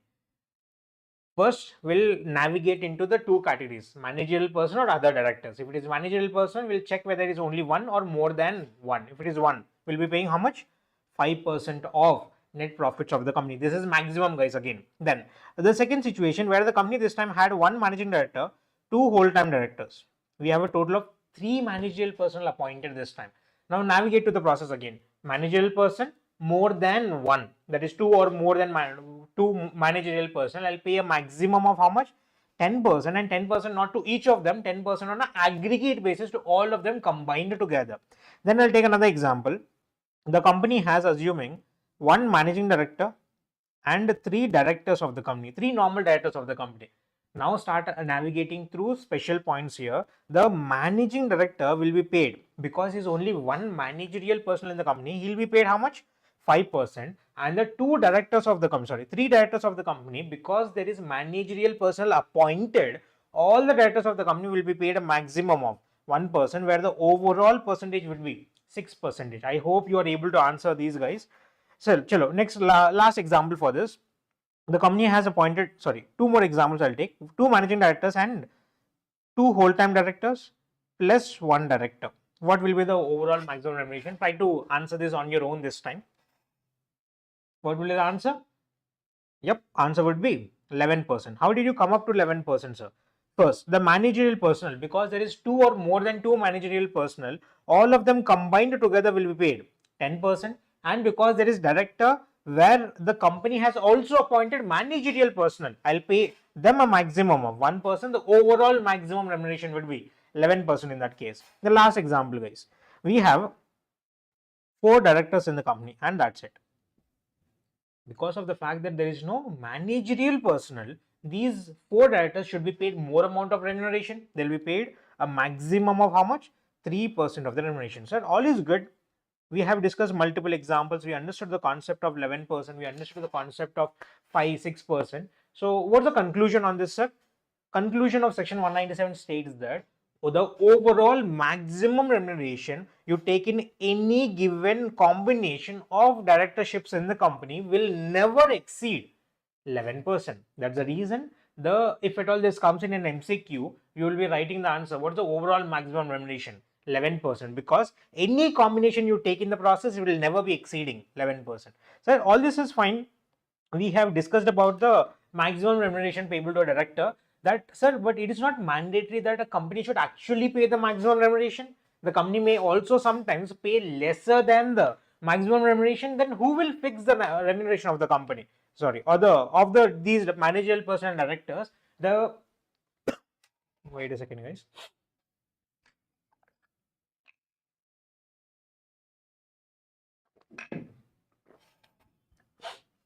This remuneration will be fixed by the articles of the company. The first process, they will be fixed in 3 different ways, either of 3 different ways. The first option is fixed by the articles. Articles will directly mention the amount of remuneration to be paid for the particular person. If not fixed by the articles, it can be fixed by the shareholders by passing a ordinary resolution in the general meeting. Understand the process? Fixed originally by the articles. If not mentioned by the articles, it can be fixed by the shareholders by passing a ordinary resolution in the general meeting. But if at all the articles of the company so requires the shareholders to pass a special resolution, in those cases we'll pass a special resolution. So give me different possibilities. It can be either mentioned in the articles directly. Second option, passed by the shareholders by ordinary resolution. If the AOA is silent about it, if AOA states that we require SR, then we have to pass a special resolution. So either of the 3 options will fix the remuneration. Then this point is very, very important for exam perspective. Section number 197, if possible, remember the subsection also, guys. Section number 197, subsection 4, talks about a procedure stating that the director of the company are sometimes paid remuneration for the services which are additionally provided, not in the capacity of a director, but in some other capacity as an individual. Assuming I'm a cost accountant as well as a chartered accountant as well as a company secretary. I have knowledge regarding taxation, I have knowledge regarding costing, I have knowledge regarding compliances. I was appointed as a director in the positions of a cost accountant, but the company had some or the other requirement regarding legal services, and I stepped in to provide the services as a company secretary. As a company secretary, I provided some legal services to the company which are not in the capacity of my directorship. For that other capacity, I'll obviously charge some amount of remuneration. then Companies Act states that all the remuneration you have paid in any other capacity to the director will also be included in the overall maximum remuneration, except when two conditions are satisfied. The process has been drafted negatively, stating that any remuneration paid to the director in other capacities also will be included in his overall remuneration, except when two conditions are satisfied. So what are these two conditions? The first condition states that the services so provided are in the nature of professional activities. That means they can be done only when it is a professional person doing it. It cannot be done by any other person other than an expert in the process. So what is the first point? It must be in professional nature. And the second point, the person who is, that means me, the director who is providing these services, must be having enough qualification to practice that profession. That means I am eligible and capable enough to provide services for that professional nature service. Only then it will be excluded from his remuneration.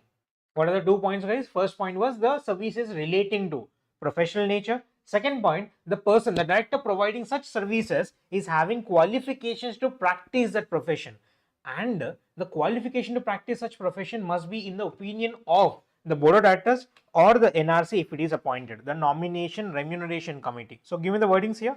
That must be in the professional nature was the first keyword. Second word, in the opinion of the NRC or the board of directors, the director must be possessing requisite amount of qualification to practice that profession. Only and only then I will allow this to be excluded from the remuneration, overall remuneration of that 11%. And the last case, so this is not something which is expanded in our syllabus, but this is a concept under 197. Trust me, 197 is a very huge section. This entire process of section 197 will discuss in the final level, which will take close to somewhere around 4 to 5 hours in itself to discuss section 197 and everything which is related in and around 197. It's a huge section. We have taken hardly some 5 or 10 minutes maybe here to complete this. But in the original class at the final level, we'll be having huge amount of procedure, which includes a process where there are situations where company is not making profit. There is no profits in the company. The company is not having enough amount of profits. In those situations, it is difficult to pay the remuneration based on profits of the company. Assume this process, if the company in this year, after the entire financial year's hustle we have made, the company was able to make a profit of rupees 10. Yes, company made a profit of how much? Rupees 10. And you are asking the company's board of directors to have a remuneration based on net profit. Imagine this. You are the director of the company and you are a managing director of the company. Only managing director of the company. You will be paid 5%. So I will be paying you not even a single rupee, 0.5 rupees for the entire financial year of your efforts. Is that enough? Will you accept that? Obviously not. Hence, Companies Act states that we have an alternative. If at all the company has no profit, or if the company has inadequate amount of profits, in those cases, the remuneration will not be based on net profit, will base the remuneration on a concept called as capital employed. How much of the capital was actually managed by you as a director? Based on that, we'll put a slab rates. And based on the slab rates, we'll pay a remuneration to as a director. And while deciding how much to be paid, if the company is making losses, there will be certain factors which will be defining the company to do such by getting an approval from the central government. That is a linkage of provisions from section 197 and section number 200. Both the sections combined together will do the procedure. We'll discuss more on this at the final level, guys. Then mode of remuneration is also again important for you. How should I pay this, sir? Yes, sir, we have discussed about percentage of net profit. All that is good.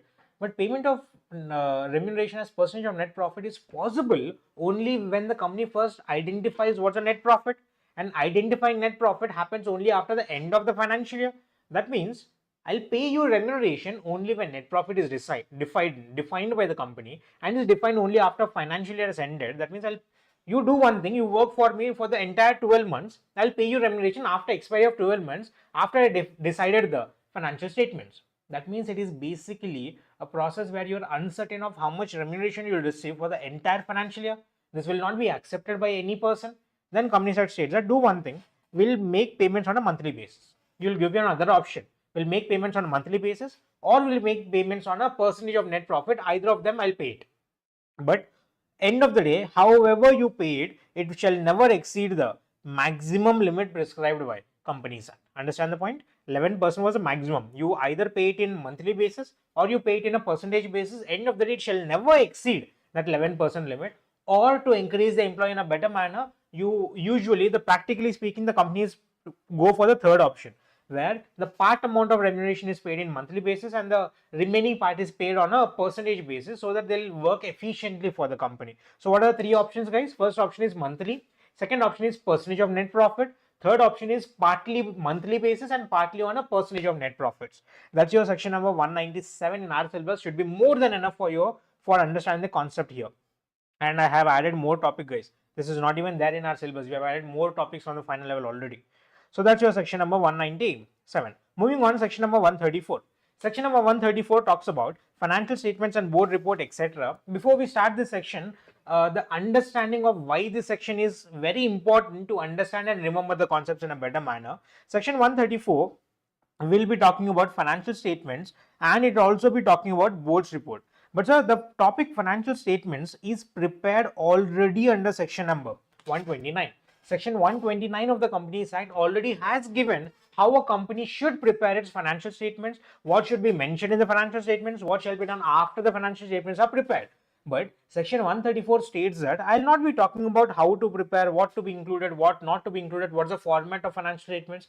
All that is already discussed under section number 129. What I'll do is I'll discuss only about the signing of financial statements. And section 134 states that board report is something where nobody discussed about it. I'll do one thing. I'll discuss about the content of the board report as well as the signing of the board report. So basically speaking, this section number 134 talks about three different logics. Talks about signing of financial statements, talks about contents of the board report, and talks about the signing of the board report. I hope this categorization is clear. We'll start with the first logic, signing of financial statements. Remember, the signing of financial statements happens under four different categories. Try to recollect and remember this in the same fashion, guys. The financial statements will be signed by four different category of people. The first category states that it must be signed by the board of directors. But because all the board of directors will not come and sign it, it will be signed by the chairperson of the company if he is authorized by the board of directors. If at all he is not authorized by the board of directors, then it will be signed by at least two directors. Out of these two directors, one of them must be a managing director if appointed by the company. If not appointed by the company, we'll ignore it. It will be signed by two directors. So given the procedure, guys, the signing of financial statements has been divided into four different category of people, where the first category states that it must be signed by the chairperson of the company if he is being authorized by the board of directors.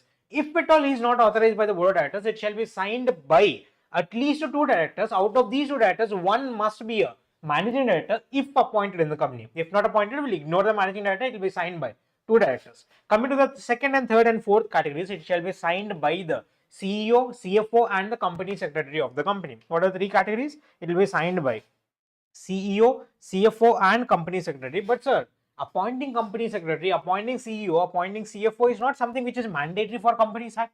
Hence, it states that these three set of people will be signing it only if they are appointed, if they are existing in the company. Wherever they are appointed, they'll sign it. If they are not appointed, sir, we'll ignore the three categories. Sir, can I ignore the first category? No, we cannot ignore the first category. It must be signed by the set of board of directors, either chairperson or two directors. And the second, third, and fourth categories are people who might not be existing in the company. Hence, I'll ignore them if they are not appointed. This is the signing of financial statements done. So coming back to the categorization, the signing of financial statements is done. Now we'll move on to the signing of board report. So signing of board report is as simple as signing of financial statements, but they consider only the first category. So if you are able to remember the signing of financial statements, you're done with signing of board report. So give me the answer, guys. Repeat it alongside me. What is the signing of board report? It will be signed by whom? First option. Yes, chairperson if he is authorized by the board of directors. If not authorized by the board of directors, it will be signed by, yes, two directors. Out of these two directors, one must be a managing director if appointed. If not appointed, signed by two directors. Then coming to the contents of board report, I know contents of board report is always been difficult. I hate to teach this particular topic, contents of board report, at the inter level, either it is CA Inter or CMA Inter. I always hate discussing this particular topic at inter level. Reason being, this contents of board report is something which links entire provisions of Companies Act. All the provisions of Companies Act combined together is what we prepare section 134 board report. We will be able to understand this board report only when the provisions of Companies Act are entirely done, which you will get a holistic approach, a complete picture of the Companies Act only when your final syllabus is done. And even at the final syllabus, I take this topic. This is also existing in your final syllabus. I take this topic, contents of board report, as the final topic, final syllabus, only when the entire Companies Act is done. At the end of the Companies Act, I start taking this section 134. But I know at this given point of time, even though you don't have the entire knowledge of Companies Act, we have to at least remember 7 to 8 points to tackle the exam. So what my expectation is that if at all this question comes in the exam, you will write the signing procedure extensively. You will give the introduction of what is board report, what is financial statements, etc. After that, when you start the contents of board report, you have to remember at least, if not more, at least 7 to 10 points. I have given very confined amount of points in our syllabus also, only 15 points I have given there.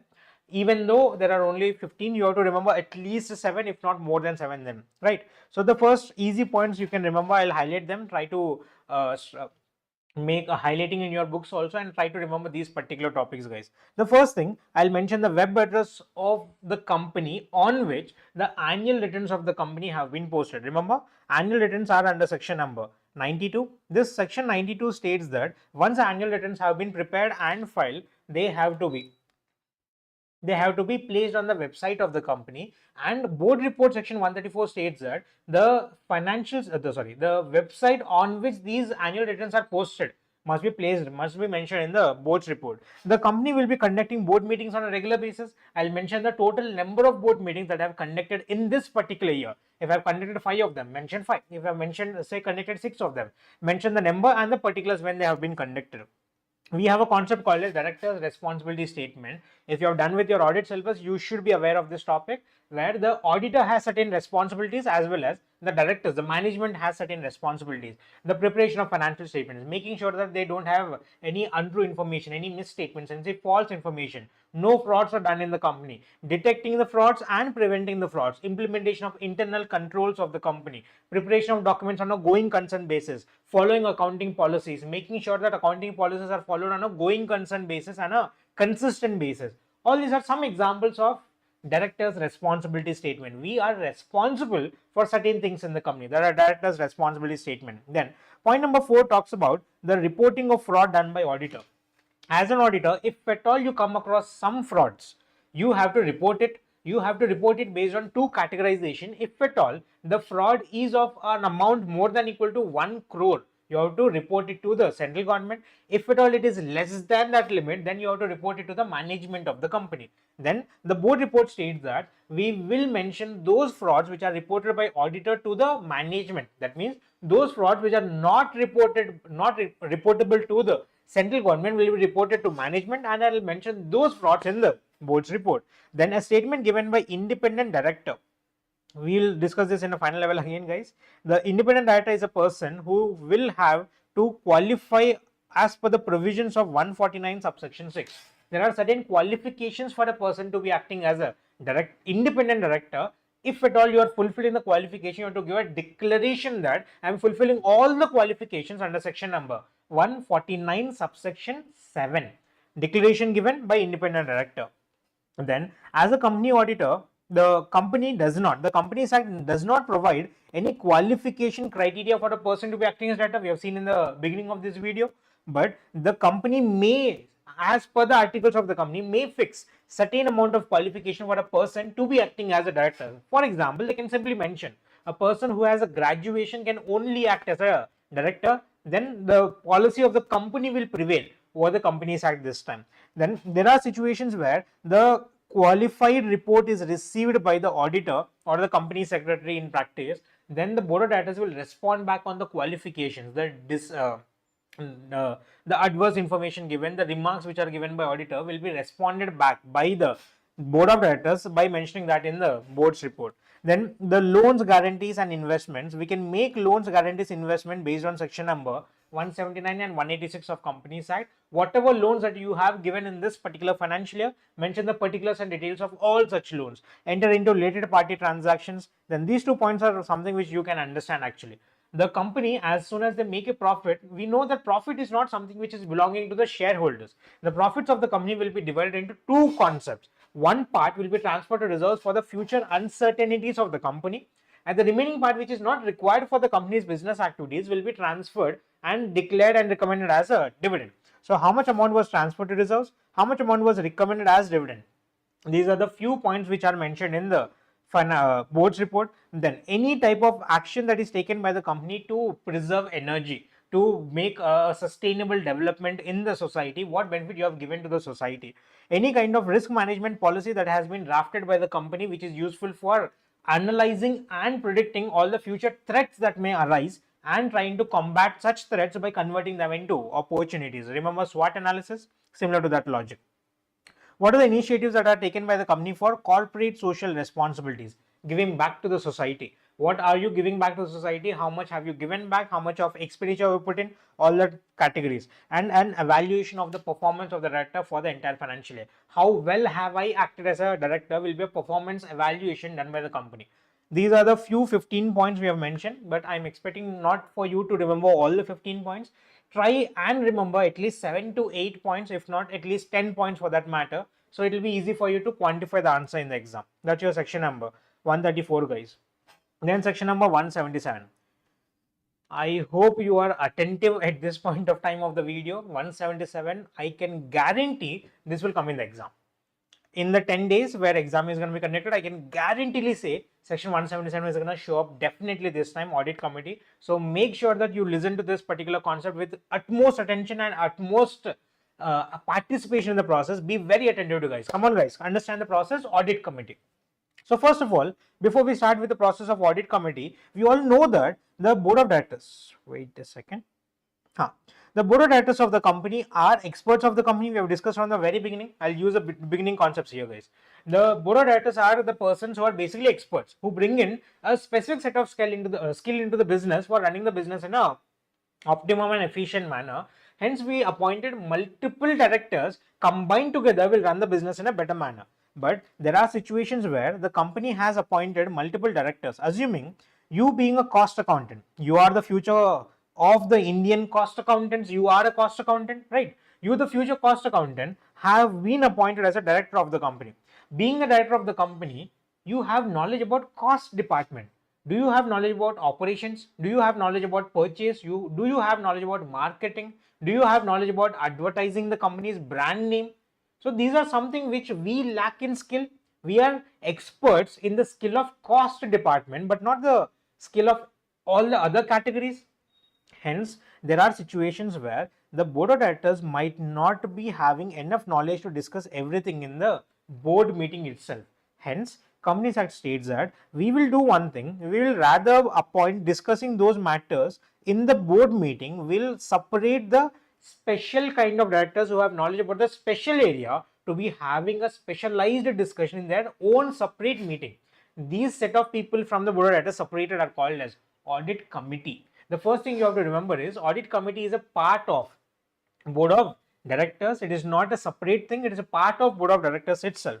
The audit committee provisions under section number 177 will be dividing them into multiple categories, 5 categories to be precise. I'll be talking about constitution of audit committee. I'll be talking about the appointment, constitution of audit committee. Then we'll be talking about powers and functions, the functions and responsibilities of audit committee. We'll be talking about powers of audit committee. We'll be talking about meetings of audit committee, and the last, the whistle mechanism logic. What are the 5 categories, guys? The constitution of audit committee, the functions and responsibilities of audit committee, powers of an audit committee. We'll be discussing about meetings of audit committee, and we'll also be discussing about the concept called as whistle mechanism. To start with the constitution, the audit committee is not a concept which is applicable to all the companies. Audit committee is a concept which is applicable to only listed company or a unlisted public company which has met the limits of paid up share capital or turnover or the outstanding borrowings. The paid up share capital, if it is exceeding more than equal to 10, turnover more than equal to 100 crores,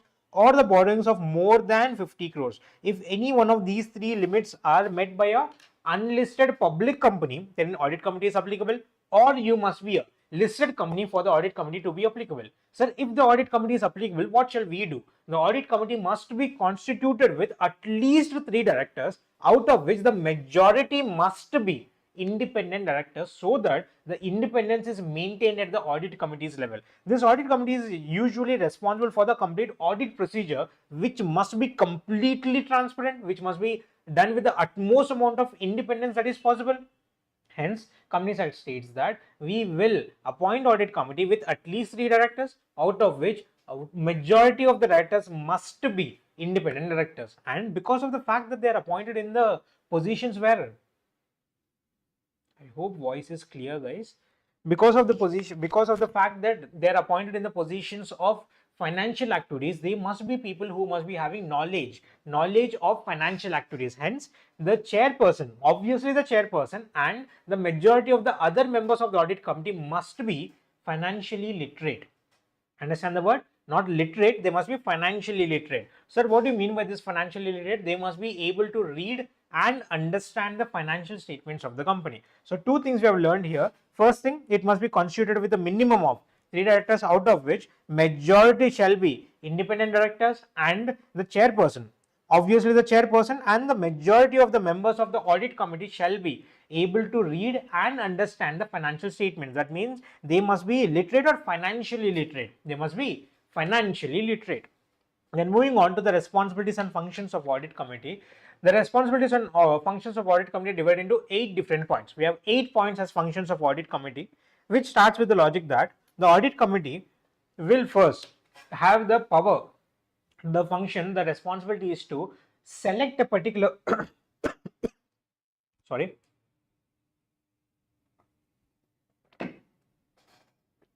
select a particular person to be appointed as a auditor, but the audit committee doesn't have a power to appoint an audit committee. The power to appoint an auditor is not in the hands of audit committee. The power to appoint an auditor is always in the hands of the shareholders, not even the board of directors, guys. It is in the hands of shareholders. But because of the fact that shareholders don't always have knowledge whom to appoint, why to appoint, and when to appoint, and etc., hence the help, assistance to the shareholders on whom to appoint will be the recommendations given by board of directors.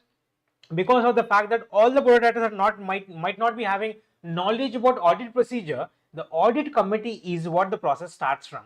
The audit committee gives recommendations to the board of directors. Board of directors simply forward that recommendation to you, the shareholders, so that you shareholders will understand at least who can be appointed as a auditor of the company. Then the first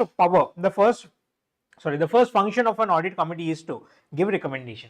Give recommendation for what, sir? Give recommendation for appointment of a person as an auditor. Give recommendation for his remuneration. Give his recommendation for the appointment of auditor along with the terms of his appointment. Sir, what do you mean by terms of his appointment? The scope, the process, how many resources will be given to him, what access will be given to him. All the scope of the audit will also be defined and recommended by the audit committee. Remember, everything will be finalized by the shareholders in the annual general meeting, but it will be recommended by the audit committee as per section 177. So what's the first duty, sir?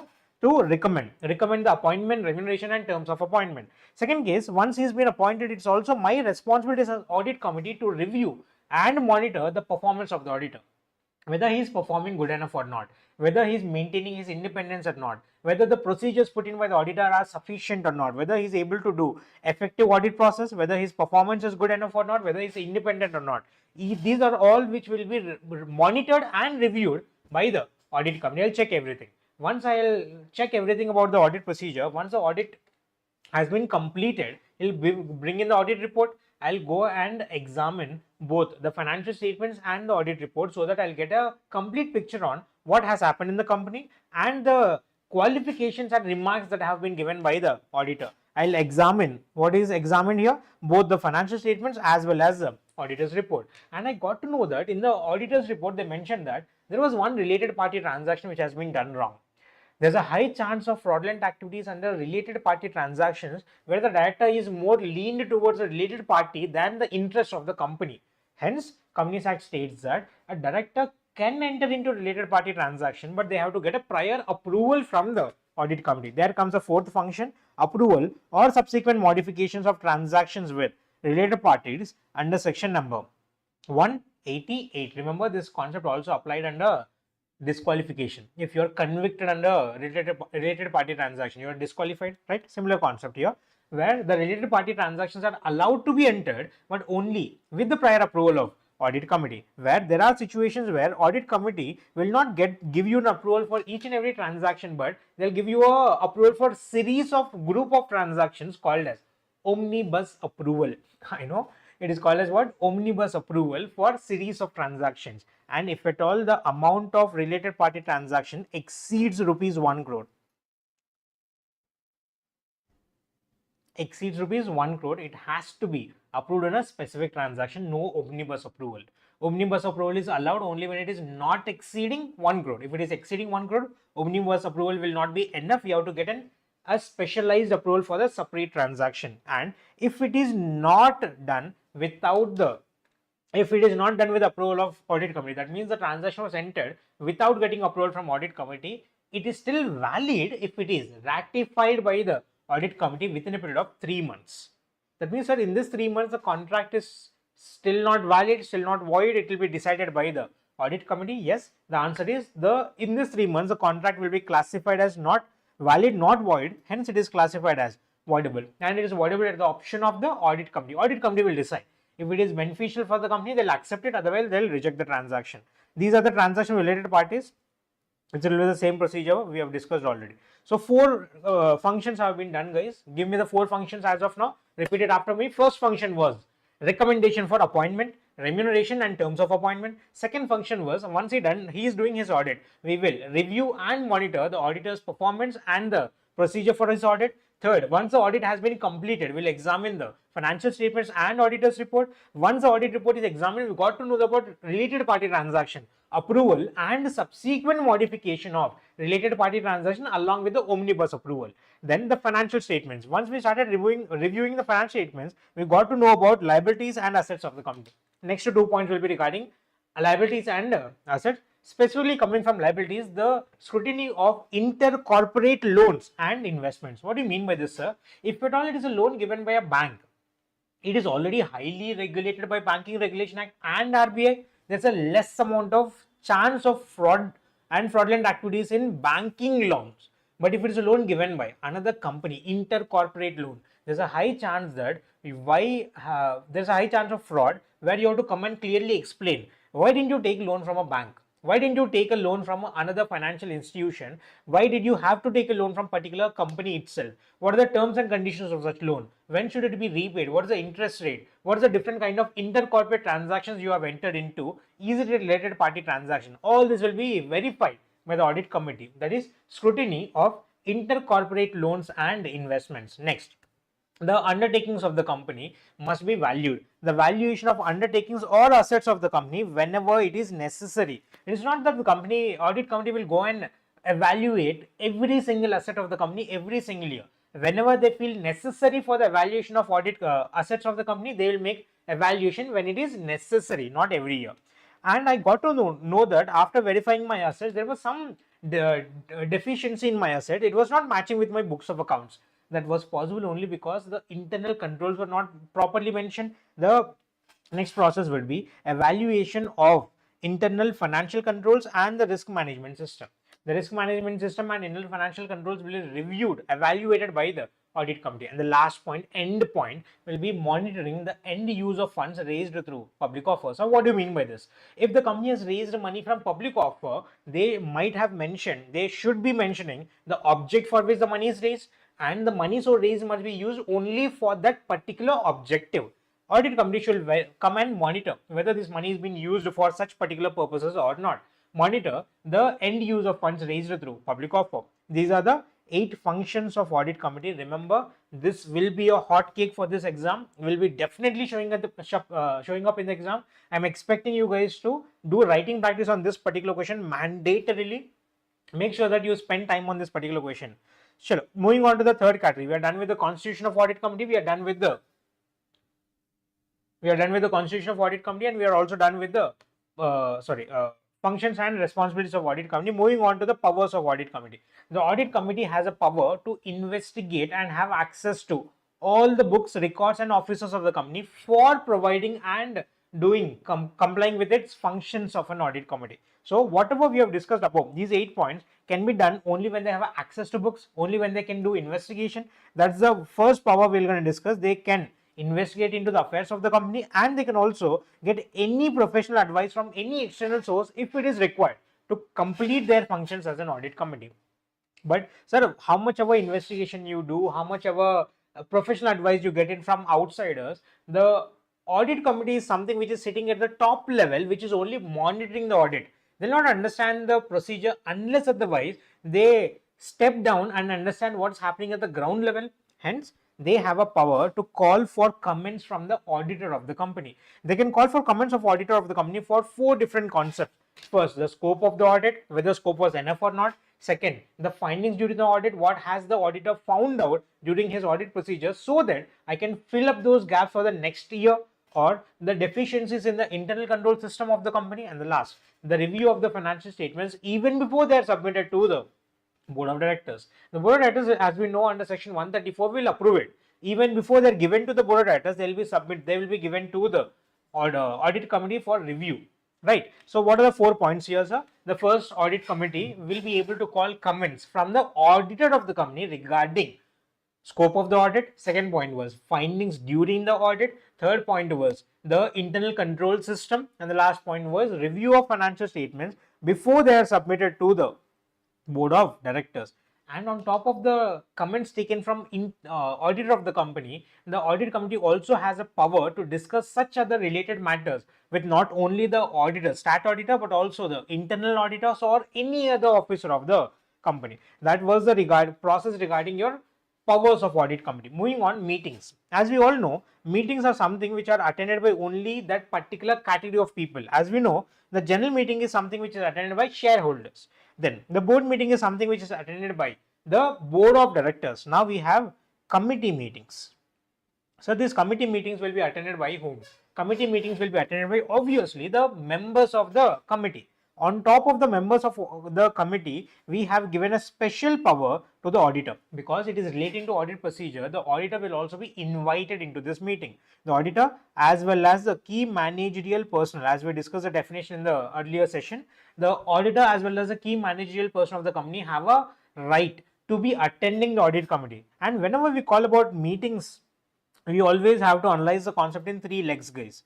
Remember, whenever the concept of meeting comes in, we have to analyze the powers in 3 categories. Can he attend? The first question. Second thing, can he discuss matters? Can he speak in the meeting? Third question, can he vote in the meeting? Now give me the answers on your own after the analysis is done. Can the member of an audit committee attend? Yes. Can the member of an audit committee discuss, speak in the meeting? Yes. Can a member of an audit committee vote also? Yes.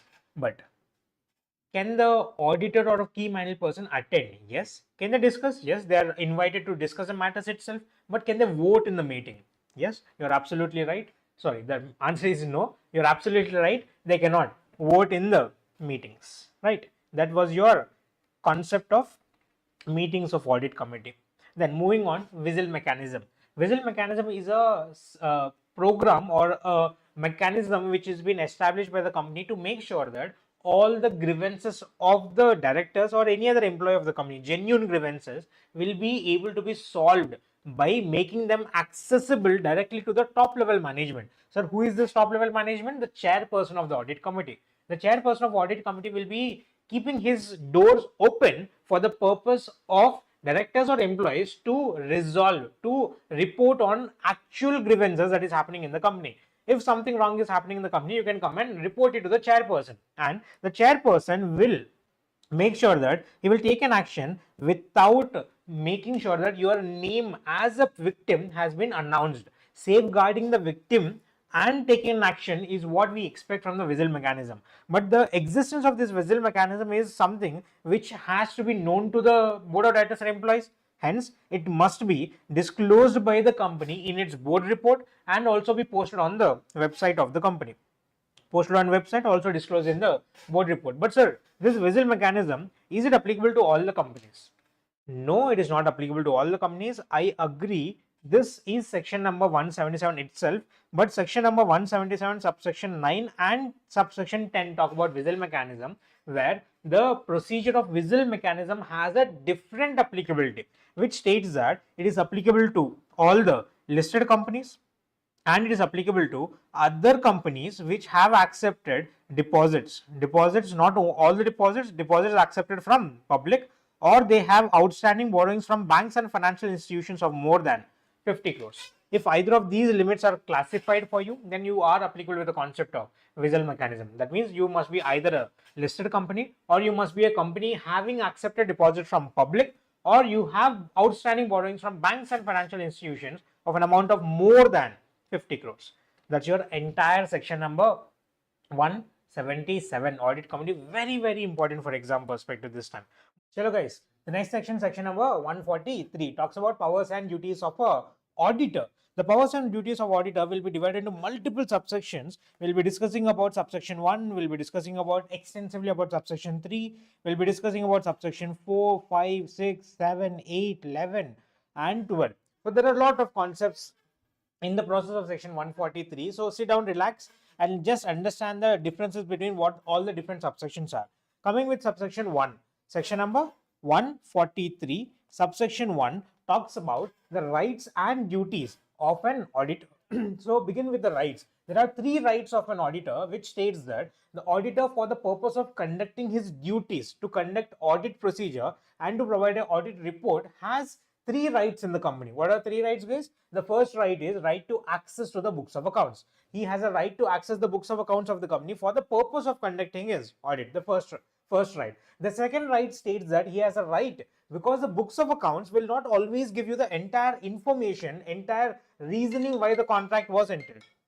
Entire reasoning why the contract was entered or the transaction was entered by the mere paper. Hence, we the auditors have a right to have information and explanation from the employees and officers of the company. That's my second right, guys. What's the first right? Books of accounts. What's my second right? To get the information and explanation. And there are situations where the company is having a subsidiary company or an associate company. In those cases, company should prepare on top of the financial statements also the consolidated financial statements. In those cases, a company auditor can audit the consolidated financial statements only when he has a proper knowledge of financial statements of the subsidiary company and financial statements of the associate company. Hence, the third right, access to the books of accounts of the subsidiary company and associate company for the purpose of conducting consolidated financial statements. So, how many rights are there? 3 rights. Give me the keywords here. The first right was right to access the books of accounts. The second right is to obtain information and explanation from the employees and officers of the company. And the third right talks about having access to the books of accounts of subsidiary company as well as the associate company. For what purpose? For the purpose of consolidation of the financial statements. So give me the headings of the 3 rights, guys. Rights of access to books of accounts, rights to information and explanation, and the third point was rights to access to the books of accounts of subsidiary and associate for consolidation procedure. Moving on, the same section 143 subsection 1 talks about duties of a auditor. There are 7 duties of auditor which we'll be discussing here. These 7 duties of auditor are drafted in such a manner that Companies Act states that these 7 items will conduct an inquiry. We as an auditor will conduct the inquiry. If at all there is an adverse impact on the procedure, will come and report it. That means these are not something which are mandatory to be reported. They will be reported only when there is an adverse impact on the effects of the company, where we'll be discussing about total of how many points? 7 points. I'll draft in the number here. Make sure that you learn in the same chronological order to remember the matter in a better manner, guys. The first point we'll be discussing it, whether the loans and advances which are accepted by the company are treated as deposits or not. You remember the deposit chapter had the definition of deposit, which does not include certain category of items. If at all, the loans and advances which are accepted by the company are treated as deposits or not, treated as a loan or not. The first point. If at all they are treated as loan, there are situations where we provide a security on the assets of the company. If at all security is provided, we have to create a charge, and the charge must also be registered. The second point we'll check is whether if there is any charge which is registered on the secured loan of the company or not. The first point was whether loan was treated as deposit or not. Second point, the loan, whether if it is secured, whether the charge on the loan has been properly registered with the ROC or not. And third case states that whether the loan so accepted by the company is having such terms and conditions which are in favorable to the company. If at all they are prejudicial to the interest of the company or the shareholder, then it must be reported under section number 143 subsection 1. Given the 3 points regarding loans, guys, loans whether they are treated as deposits or not. Second point, the loans whether if they are secured, whether charge has been registered with ROC or not. Third case, the terms and conditions of such loan, whether they are prejudicial to the interest of company or the shareholder or not. If at all they are negative in nature, report it under section number 143 subsection 1. These are the first 3 points. Moving on to the fourth point, which is continuing the word prejudicial. There are situations where the company makes a lot of book entries transferred to reserves, or your the very best definition for that would be depreciation. Depreciation is not a cash outflow for the company, but the book entry will be made every single year.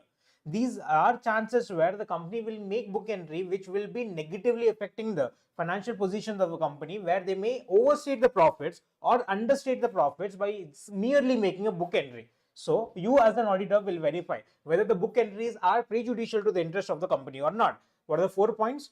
3 points regarding loans, 4th point regarding the book entry, whether they are prejudicial to the interest of company or not. Then moving on, that's your point number 3 and wait a second. That's your point number 3 and point number 4. Moving on to the next point, stating that the board of directors of the company are using the finances belonging to the shareholders.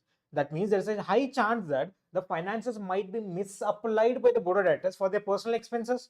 If at all there is any personal expenditure done by the board of director which has been charged to the revenue account, the profit and loss account of the company as a revenue expenditure. For example, you the director have purchased, there is a director of the company, say assuming Tarun, a director of the company, has purchased flowers for his wife. Is it a business expenditure? No. Then it must be charged, it must be an expenditure which is borne by the director himself.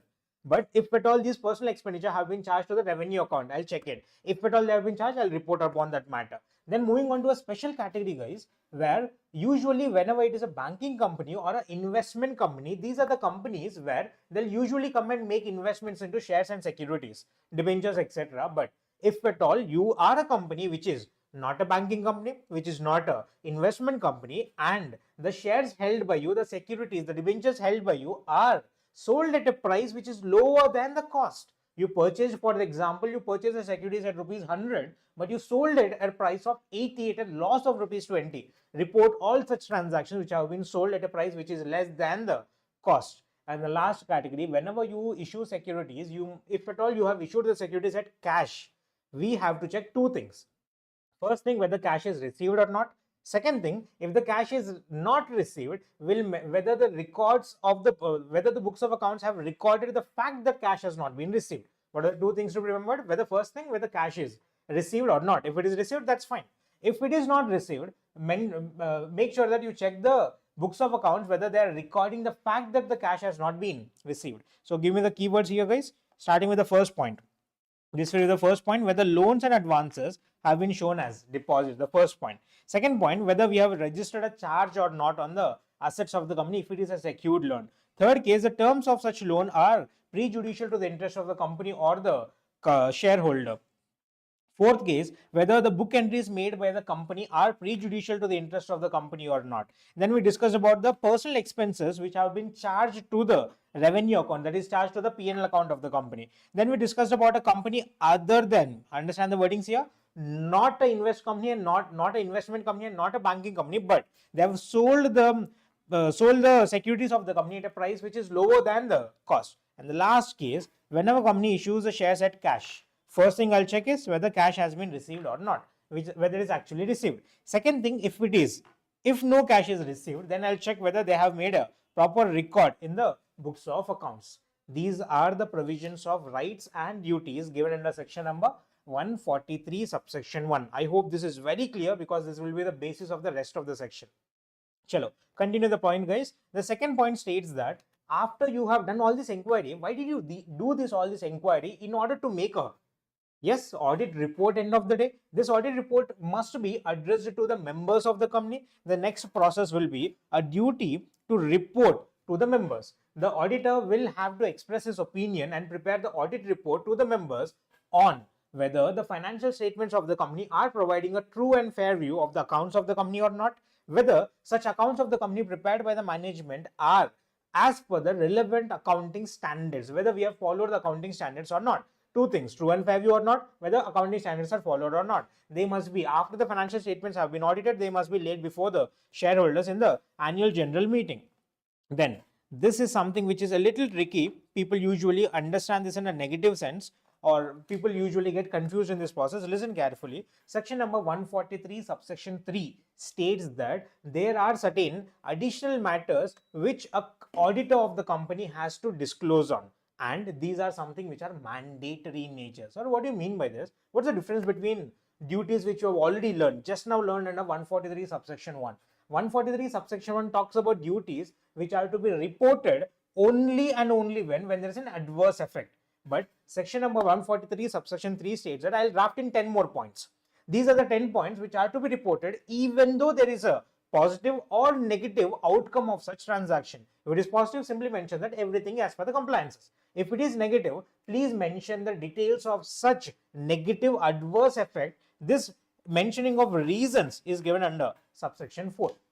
So what is subsection 3, sir? How many points are there? There are a total of 10 points for the duties to be mandatorily reported under section number 143 subsection 3. So what are 10 points here, sir? The first point states that whether the books of accounts of the company have been prepared as per the relevant rules and regulations, as per the accounting standards, as per the accounting policies, and whether they have been accessible to the auditor of the company, including such books relating to a branch of the company, if they have been available to the auditor or not. Basically speaking, books of accounts are prepared properly or not, and whether they are accessible by the auditor or not. Second point, whether auditor was able to obtain all such information and explanation from the company's perspective, because this information explanation is not mentioned in the books, it is not mentioned in the paper, it is something which is discussed with the employee and officer, whether they have been cooperative with the auditor or not, whether they have provided all the information or not. First 2 points regarding books done.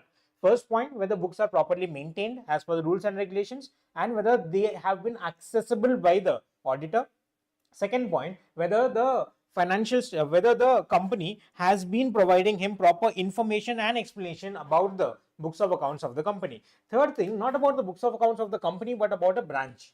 If the branch has been audited by a branch auditor, we'll discuss that in subsection 8 a little forwarding into this topic. The branch, if it is audited by a branch auditor, whether those branch audit records have been properly given to the auditor, and the auditor has to prepare a proper analysis of what happened at the branch on the third point. This was the first 3 points regarding books of accounts of the company, the information explanation of the company, and the books regarding to the branch office. There you go. Branch audit is done by another person. The first 3 points done. Fourth point and fifth point talks about the similar process as subsection 2, which states that the financial statements, that is balance sheet and profit and loss account of the company, must be matching with the accounts of the company. That means basically they're giving a true and fair view. And next point states that the accounts of the company have been prepared in accordance with all the relevant accounting standards. So these are the 2 points which we already copy pasted from the above logic. What are the 2 points, guys? The balance sheet and profit and loss account of the company are in agreement, are in matching with the books of accounts of the company. And the next point states that in the opinion of the auditor, they are complying with all the accounting standards. We are done with how many? 5 points as of now. The 6th point states that the auditor, even though it is not providing wrongful information, the financial statements might be having some kind of information which might have an adverse effect on the functioning of the company. Understand the basics here properly. The auditor has observed a pattern in the company which might have a negative impact on the functioning of a company in future, which is properly disclosed. Understand the point? It is properly disclosed. It is true and fair view, but it might have a negative impact on the going concern of the company, functioning of a company. I'll report it under point number 6.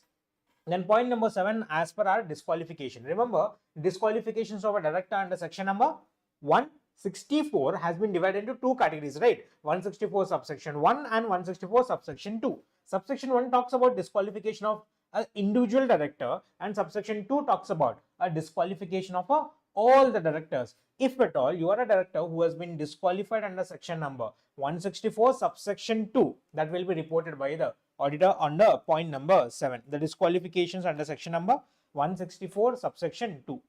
Then point number 8 talks about the qualifications, the reservations or the remarks that have been made by the auditor on the financial statements, on the accounts of the company. So whatever you have found differences between the accounts and the financial statements, the qualifications will be reported under 143 subsection 3. Then whether company had whether proper internal control system or not, whether internal control system is existing or not, if it is existing, whether it is effectively been working or not. And the last point, such other as may be prescribed.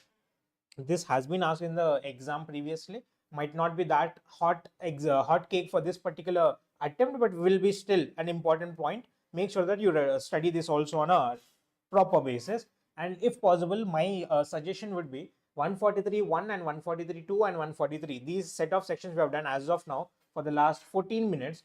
Please do a writing practice. Please do a writing practice. It will be easy for you to forget all these points regularly. So I have seen so many students who have forgotten all these points very often. So make sure that you do a writing practice. Moving on, subsection 5.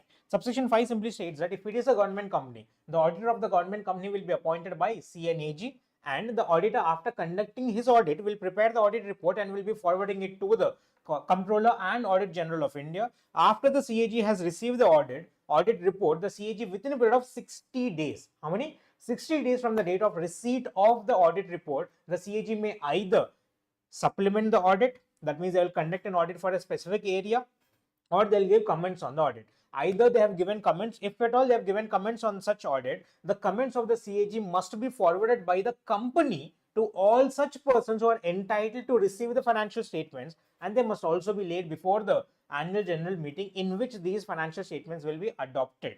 Give me the process here. Once the audit report is given to CAG, the CAG within a period of 60 days from the receipt of such audit report will either supplement the audit or they will give comments on the audit. The comments were received from CAG must be forwarded to all such persons who are entitled to receive the audit report, the audited financial statements, and they must also be laid before the shareholders in the annual general meeting. That's your section number 143 subsection 4 and 5. Then 5 and 6, and coming to subsection 7 here, test audit states that if at all CAG is not satisfied with the audit conducted by the auditor, then they will appoint a new person to be auditing certain parts of the company where the CAG is not satisfactorily, it is not satisfied in nature. We will do a test audit.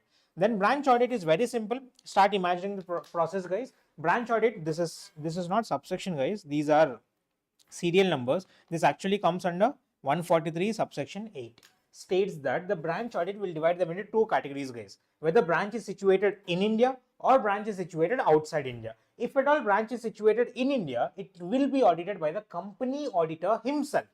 But if there are situations where company auditor is not having enough resources, or is not having enough time, or the branch is located in a very far away situation where it is difficult for them to actually go and conduct the audit there, then we will appoint any other person who is qualified to be acting as an auditor under section number 139. He will be appointed as per section 139. He must be qualified under 141. Age-old story, the point of appointment. Either the company auditor will conduct the audit, or it will be conducted by any other person qualified to be acting as a auditor by the company under section number 139. Now, the second category of this branch audit, when the branch is situated not in India, branch is situated outside India. If the branch is situated outside India, what will happen here? It will be audited either by the company auditor. The first option is always the company auditor. But the company auditor might not be having knowledge of such foreign law. Hence, we can also appoint any other person who can conduct the audit and is qualified to be acting as an auditor as per the foreign law. It doesn't happen under 139. As per the foreign law, if at all he is qualified to act as an auditor, we'll appoint such person for the audit. Once the audit is completed, the audit report of the branch must be sent to the company auditor, and company auditor will review that and provide his details on the branch audit, and he'll be able to use this also for his company audit as a whole. That's your section number 143 subsection 8. Now, small little point here stating that the accounting standards which are notified are to be followed, and similarly they have given a clarity about the auditing standards. Whether auditor should follow auditing standards while performing his powers and duties. Yes, these auditing standards are recommended by ICA but notified again by central government as usual. Then moving on, this is again a special point, Karo.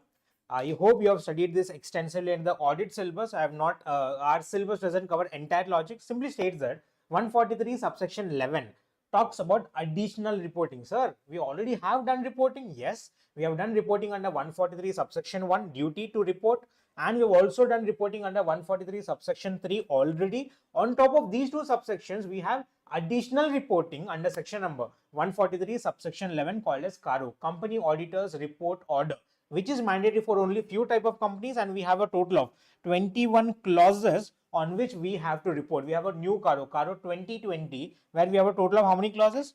21 clauses to be reporting on certain matters, and this CARO is again mandatory reporting if it is applicable. Right, that's your subsection 11. Then coming on to subsection 12, 143 subsection 12 talks about duty to report fraud. If at all during your procedure, conducting your audit procedure as an auditor, if at all you come across any fraud which is done by the company on any other person, or done by employee, officer, or any other person on the company. 2 points, guys. Either fraud done by the company or fraud done on the company, we have to make a reporting about it. And we'll be dividing the reporting into two categories. If at all the amount involved, understand the wordings, it is not amount of fraud, it is amount involved in the fraud. If the amount involved in the fraud is more than equal to 1 crore, I'll report it to the central government directly. If it is less than that limit, less than 1 crore, it will be reported to the board of directors, or if the audit committee is appointed under section 177, it will be reported to the audit committee. So what's the procedure, guys? If the amount involved in fraud is more than equal to 1 CR, CG. If it is less than that limit, it will be reported to the board of directors or the audit committee under section number 177. There is penalty, you go through that penalty. And if at all there is any kind of investigation running from the inspection inquiry investigation chapter of Companies Act, the auditor of the company must provide his assistance to the investigating officer, the inspector, for conducting his investigations. And as an auditor, you must always be adhering to your code of professional conduct. You have to make sure that professional ethics are always followed. And all that we have discussed as of now was regarding a company auditor, the statutory auditor, the chartered accountant. On top of these rules and regulations being applicable to a statutory auditor, chartered accountant, these are also applicable to the cost auditor under section number 148, and also a company secretary for secretarial audit under section number 204. What are the two separate sections here? 148 and 204 states that all the provisions of section number 143 will be mutatis mutandis applicable to, what is the word there? Mutatis mutandis applicable to whom? The cost auditor under 148 and secretarial auditor under section number 204. Then moving on, we'll quickly close it off. Members of the company. What do you mean by the word member? Simply speaking, remember this one cardinal principle of the word member, guys. If at all your name is entered in the register of members, you are called as a member. And this word member and your entry in the register of members can come in different perspectives. Either you are acting as a subscriber to memorandum. Focus on these, guys. Either you are acting as a subscriber to memorandum, where you have promised to purchase the shares of the company even before the company got incorporated. You promised to purchase the shares of the company even before company got incorporated. You're called as a subscriber. Once the company got incorporated, you will be allotted the shares and you will be your name will be entered in the register of members. That's the first way. Second way, the company may allot you the securities after it has been incorporated, or you might have purchased the securities by the way of concept of transfer of securities, or you might have obtained the securities by a concept called as transmission of securities, or you might have purchased convertible securities and your shares, your debentures or preference shares got converted into equity shares. In any given situation, what's the conclusion, guys? Your name must be entered in the register of members. If your name is entered in the register of members, you're called as a member of the company. As a member of the company, you have a right to control the company by exercising voting power. You have a right to control the company by making changes in the MOA and AOA. Hence, as the owner of the company, you will get rights if your name is entered in the register of members. And there are few rights which have been illustrated by ICMI here. These are not only the rights. You are more than free enough. You are happy to use your talent here to add any number of points. It is not only these points. Whatever you guys can remember, write it off. Assuming, start the procedure. You have a right to speak in the meeting. You have a right to attend general meeting. You have a right to receive notice of general meeting. You have a right to vote in the general meeting. You have a right to remove a director. You have a right to appoint a director. You have a right to appoint an auditor. You have a right to remove an auditor. You have a right to send circulations for resolution. You have a right to stop the variation of shareholders' right by making an application to tribunal. You have a right to make an application to tribunal for relief of operation mismanagement under section 241. You have a right to wind up the company, voluntarily wind up the company. You have a right to receive surplus on the winding up of a company. There are n number of rights you can write. You have a right to make application to tribunal for calling of AGM. You have a right to make application to the tribunal for calling of EGM. You have a right to make an application to the company for calling of an EGM, section 100. There are n number of rights you can write. So make sure that you at least try and remember. And these are also points. You have a right to appoint proxy. You have a right to inspect the registers. You have a right to inspect the minutes of general meeting of a company. Make sure that you at least remember 7 to 8 points with the introduction of this rights. Who will become a member? If at all this question comes in the exam, I'll not directly start with the answer rights of a member. I'll start with the basics. Who is a member first? How will I be called as a member? After that, then I'll start the rights. I'll put in the heading rights of members and put in all the processes. So if at all you are not familiar with how to present the paper, please do leave a comment on this particular video. If at all you have made this far into the video, very proud of you guys. You have made this far into the video. I hope this video was a little helpful for you. So last topic we are left with it. So before that, if at all you have liked the video, you have got some benefit out of the video, please do like the video, leave a comment on the video. That will motivate us to bring in more and more content for you, right? The last topic, the financial controller and operational controller. Simply speaking, remember 2-3 points about these two fellows: financial controller and operational controller. Financial controller means a person who is appointed for the entire organization, overall organization. But operational controller means a person who is appointed for a particular part of the company. More or less, both of them are equal.